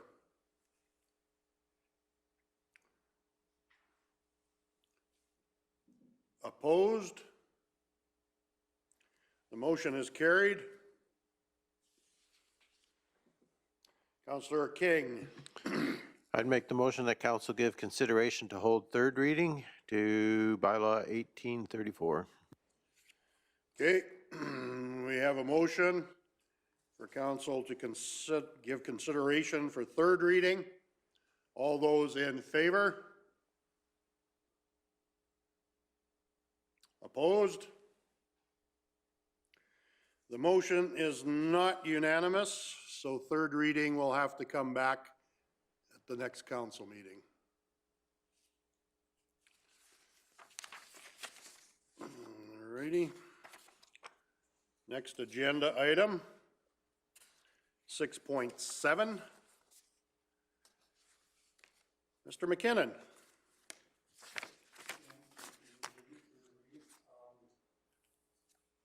Council has policy 3.16, which is entitled Organizational Chart for the Municipality. And that policy is short and sweet, basically one sentence says that annually in March, council shall review the organizational chart. What the report, administrative report is suggesting that it is here for council's review. It is. Sorry, I could start over. Council has policy 3.16, which is the organizational chart review, which is one sentence long that basically says the council shall review the organizational chart of the municipality in March of each year. The RFD is suggesting that that policy be rescinded and this be coordinated with the budget deliberations. So what's in this report is consistent with the budget that council has already adopted. It probably is prudent that those two issues be dealt with simultaneously. So if there is direction, which there was in the 221 budget deliberations, to make various amendments, i.e. deletions of positions, they have been reflected in the budget, showing an organizational chart 3 months after the fact is a bit red tape-ish. So administration is basically saying we would present the org chart based on the budget that's before council, and it would be dealt with as part of the budget deliberations if council so deems on a go-forward basis. So that's basically it. The org chart does reflect what was in the budget and has been predicated on the extensive report the CAO presented to council early last year in terms of the, or was it late 2019, on the organizational structure of the municipality going forward. So there's, other than the, again, I'm repeating myself, other than that was council already deemed to be reflected in the budget, there is no change in the org chart. So that concludes my presentation, unless the CAO wishes to add. Go ahead, Mr. Hogan. To follow up on what Bill has said, one of the things that this presents, the org chart can be made available in different formats. It can be made available through information to council. With some modifications, it can be made available online for the public. So there are those elements there that, you know, the public version would not contain names or stuff like this. But there's other ways of making this available, is in addition to what Bill has talked about here, if we're putting this forward as part of a policy and council's approving the org chart every year, really what you're doing is you're sort of opening a realm into blurring the lines between council and administration. Is if council set the budget and said, here's what we want to achieve, then the exact how we set up the org chart is really one of the things that you've tasked me with as a CAO, and saying set this up so that we can achieve our goals. And so what we're trying to do is, going forward, if that policy is not coming back, if the org chart's not coming back here for, quote, approval, then what's the purpose of bringing it back? And that's where Bill has talked about the red tape component.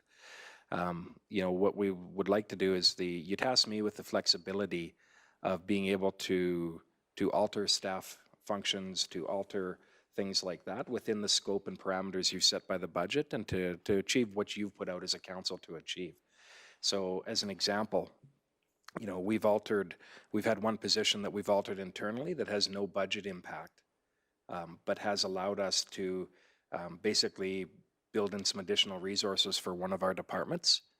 And again, there's been no budget impact there, but is that the type of thing that would come back to council for approval? And our argument would be, well, no, we don't. That's not the type of thing that would come back to approval, because we're not adding staff, we're not adding budget, we're not adding anything like that. We're just realigning things to better achieve council's objectives. And so that's where we're going back, is we can still make this available and have it there for council's and the public's awareness. Just saying, having it come back for an approval is maybe a blurring of those governance admin lines. Okay, thank you, Mr. Hogan. Are there any questions for Mr. McKinnon or Mr. Hogan?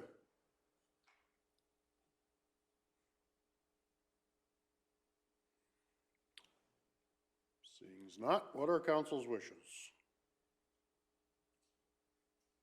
Deputy Reeve McGee? I move that we accept the attached organizational chart for information. Okay. We have a motion before us to accept organizational chart for information. Pretty tiny writing, but regardless of. Is there any discussion to that motion prior to the question being called?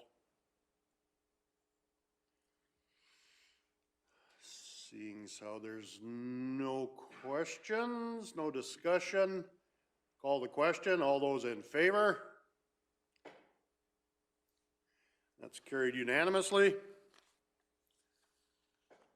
Councillor Christie. I'll make the motion to rescind policy 3.16. Okay, we have a motion before us to rescind policy 3.16. Is there any discussion to that motion?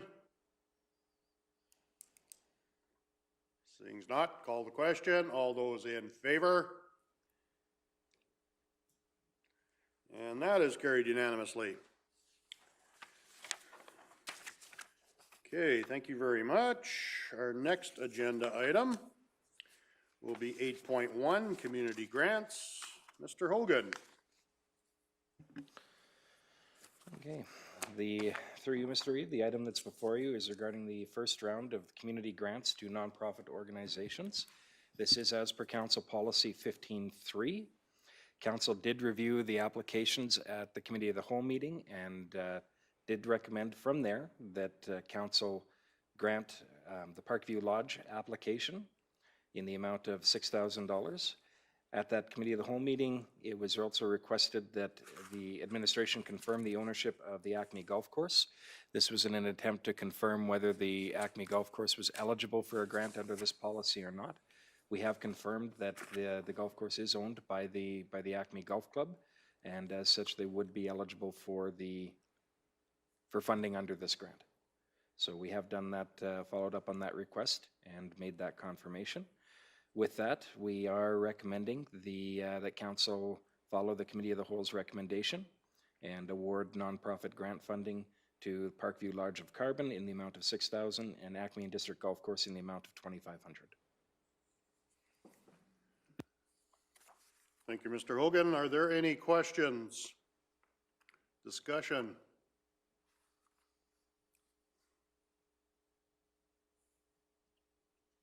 Deputy Reeve McGee.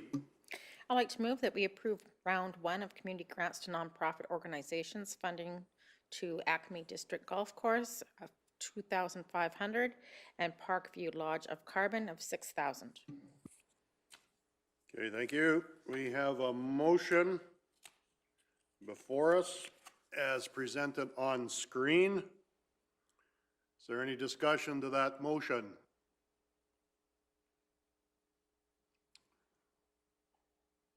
Seeing none, I'll call the question. All those in favor?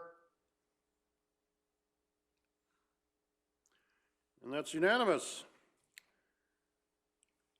We're just zipping along after lunch here. Okay, our next agenda item is 8.2, road ban exemption. Mr. Hogan. Through you, Mr. Reeve, the item that's before you is a request from a ratepayer within the vicinity of Three Hills. They're looking for an exemption from the county's road bans.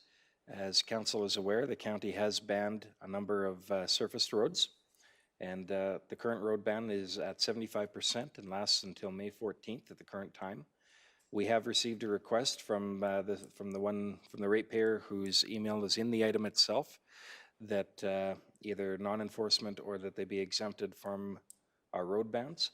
This is the argument that they're putting forward in favor of this, is that the road bans would be very detrimental to their business operations. So given what they're looking to do, that they need the ability for their clients to operate at above the road ban limit. We are looking for council's direction on this item. Really, council has the options of accepting this for information, which means we would maintain the status quo, which is enforcing our road bans as we come across infractions. Or council could choose to reduce the level of enforcement. Administratively, we'd recommend that that the road bans are in place for a reason. We are sympathetic to the economic consequences that they may have on some businesses, but at the end of the day, administration's point of view is that the road bans are in place to protect county infrastructure and to avoid greater long-term costs being incurred by the taxpayer. But as such, administratively, we're not in a position to alter that. I know it sounds weird to think of enforcement as a level of service, but really it is, and we're not, in this case, if there's going to be an alteration, that should come from council. Thank you, Mr. Hogan. Are there any questions for Mr. Hogan from council? Councillor Christie. This is the first year that road's been banned 75%, or it's been over time?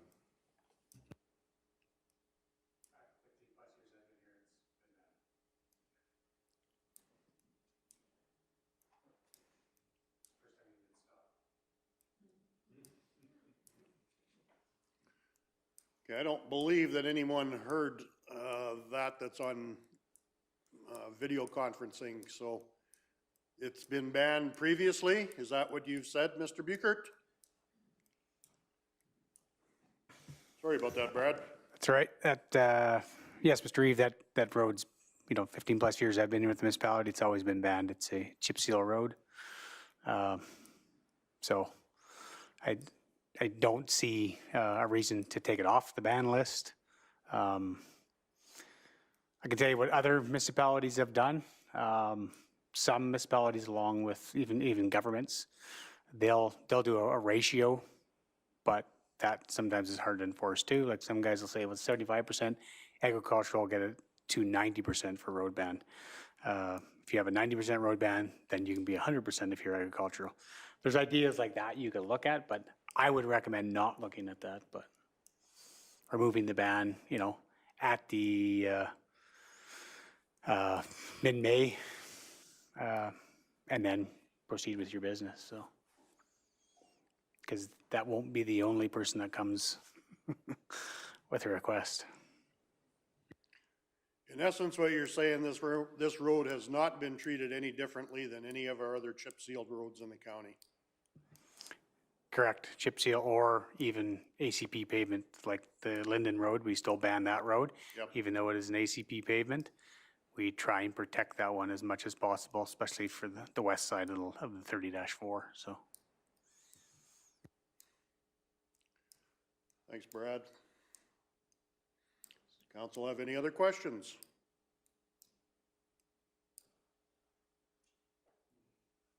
Deputy Reeve McGee? I think it's very important to state that part of having all the things that we provide here as a county to our residents is the residents doing their share of caring for them as well. And as inconvenient as that is, I would say every resident has a good argument of something that's not convenient for them personally. And so because it's the argument for caring for the county is my primary focus, I would like to move that we accept this information as presented. Okay, the motion's been made to accept for information. Is there any discussion to that motion? Councillor King. I guess I was probably the recipient of the first phone call related to this and moved it on to Mike. And I guess the concern expressed by the ratepayer in question is basically that he's locked in, right? Like he's landlocked. He has no other route out. And he was under the understanding that all of a sudden we had a new rule in place, that we were enforcing road bans, or we never had done that prior to now. And so in my conversation with him, I said, counties always had road bans and always have enforced them at different levels of concentration. And I recognize the concern that he has related to being able to get seed in and out of his farm. And, you know, I guess sometimes we've, as a farm business, we look for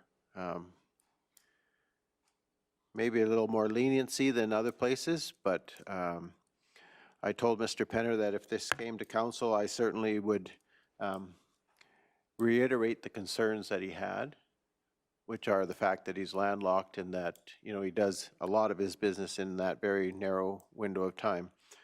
And he felt that we were going to focus on that specific road and that specific road alone. And I said, no, that wasn't the intent, is that we were going to focus on all the banned roads and what was happening on them. And I asked him the question about the interaction, because it was the first time, you know, he'd encountered that. One of his employees was driving. And so I said, did you get a ticket? And he said, no. And I said, good. And he's like, what do you mean good? I said, our employee did exactly what we're asking him to do, or her to do, which is educate first, enforcement second. So by encountering that infraction first time, they said, you need to understand this is a banned road, and educated. Didn't apply the enforcement side of it. So didn't satisfy the request, and didn't certainly satisfy the ratepayer at that time. And I don't know that there is a level of satisfaction that we can provide. There are other businesses on that road who have to deal with that same road ban. And I thought, based on what my conversation was, is we might hear from more than just West, and we have not. So that's just the background. I had said I would bring that forward, and just for your information. Thank you, Councillor King. Do we give consideration for any landowners that are landlocked? I mean, you can, obviously, if you've got a load on, you're allowed to cross a banned road, but not use it. Is that correct? Mr. Reeve, yes, that is correct. We'll have the odd ratepayer that he needs to sneak a load in or something. As long as the, you know, a phone call is made, go, I need to get one load in here, and I'm going to go the shortest route to get there. We usually will go, okay, I'll send you an email. You got it. We'll also enforce, or tell our enforcement agents that you are using that road at this time. But to use it as a, such as a seed farm, you're going to see a lot of traffic. You know, and as much as I sympathize with the landowner, it has been a banned road for 15, I would say probably close to 20 plus years. So nothing changed on that road? No, you know, other than when the chip seal deteriorates, whether that's council's appetite to go back and put a chip seal back on it, or return it to a gravel roadway and make it a non-banned road. Or spend $500,000 in putting a heavy pavement on a road. Thanks for the info, Brad. Is there any other questions? Or discussion to the motion?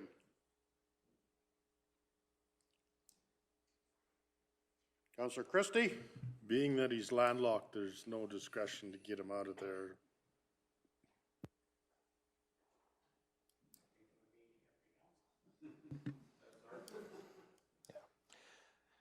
Through you, Mr. Go ahead, Reeve. Mr. Hogan.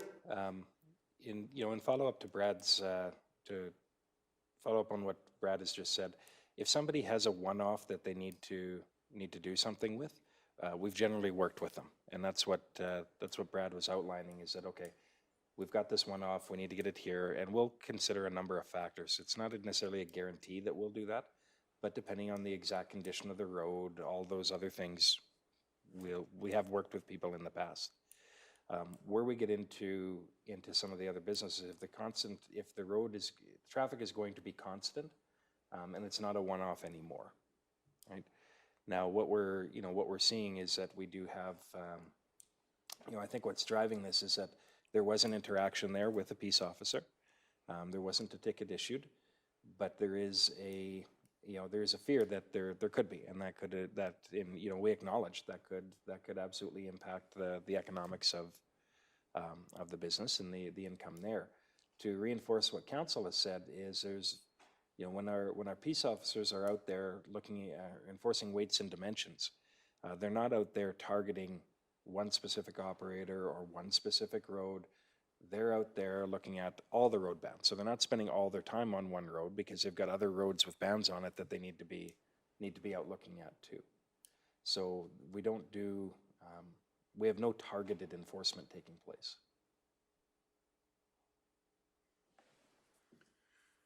That answers your question. Councillor Christie? Yes, thank you. Councillor King? One of the things that the ratepayer in question brought up was the fact that the road is not necessarily abused or misused. And it is actually in fairly reasonable condition. I made the point of driving down that. But I can think of other individuals in our county who are on the exact same kind of roads with the exact same kind of bans who have a mile or half a mile or maybe farther to go to get onto gravel. And we are not making exemptions for them. And so those same farmers or producers that are ratepayers have the same problem. And so they're looking at the one I'm thinking of right now, no matter whether he goes north or south, when he turns out of his yard, he's got basically a mile of that same type chip seal road that he has to drive on before he's on a non-banned surface. So their risk for enforcement is, as far as I'm concerned, probably the same level. And I know we're not really answering the question for this one particular ratepayer, but I guess where I'm going with this is the question is there opportunity? We do provide like road use agreements or whatever for other companies where they provide us with some security against abuse on a road. Would that work in this situation? Is that a possibility? Is it even something to be considered? And I know we're kind of have a motion in front of us, but I'm just continuing in that conversation, I guess. Through the Reeve, road use agreements we have now are specific to oil and gas development industry. So we don't really have a policy set for road use agreements for, say, ratepayer needs, stuff like that. Assessing damage from one person to another, especially when there's multiple businesses along the same route, is who is going to be responsible and who, whether it be a bond or a cash receipt that we're holding on to, who's going to be responsible for that repair and who are we going to pick to pay for it. That's sometimes the hard choices municipalities have with stuff. Those are difficulties. But, could it be explored? Definitely. What other municipalities do.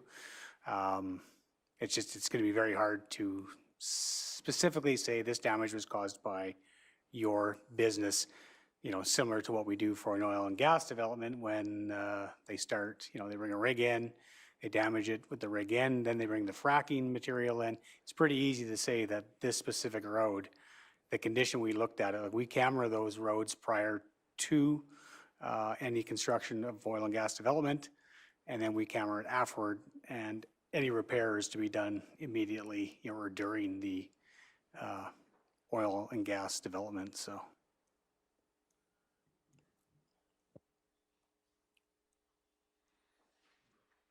Okay, is there any other discussion to the motion prior to the question? I see none, so I will call the question. All those in favor?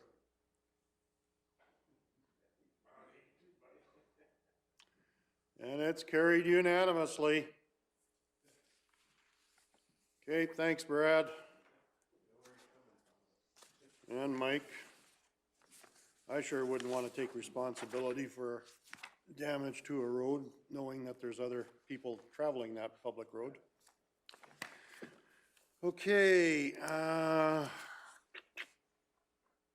next agenda item, I guess disposition of delegate business we've taken care of through one of the request for proposed or request for decisions. Council and committee reports, 10.1 community futures. Any questions? Comments?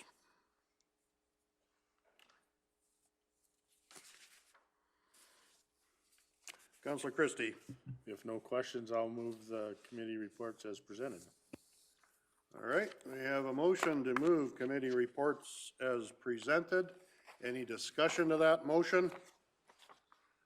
Seeing not, call the question. All those in favor? And that is carried. Next agenda item, council follow-up action list.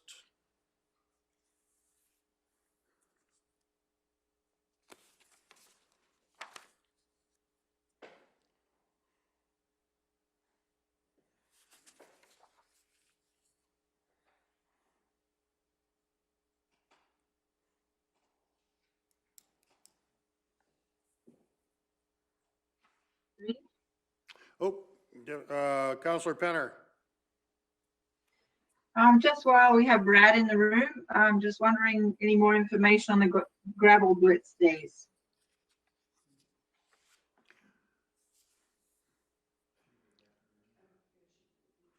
I think we're tentatively set for the end of May, first part of June. We haven't confirmed the actual dates, but that's when we're looking. Councilor Penner?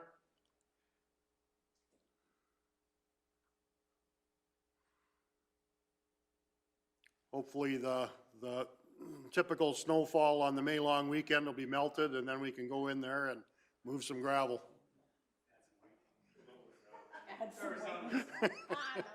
Not saying that out loud. Okay, what's council's wishes here?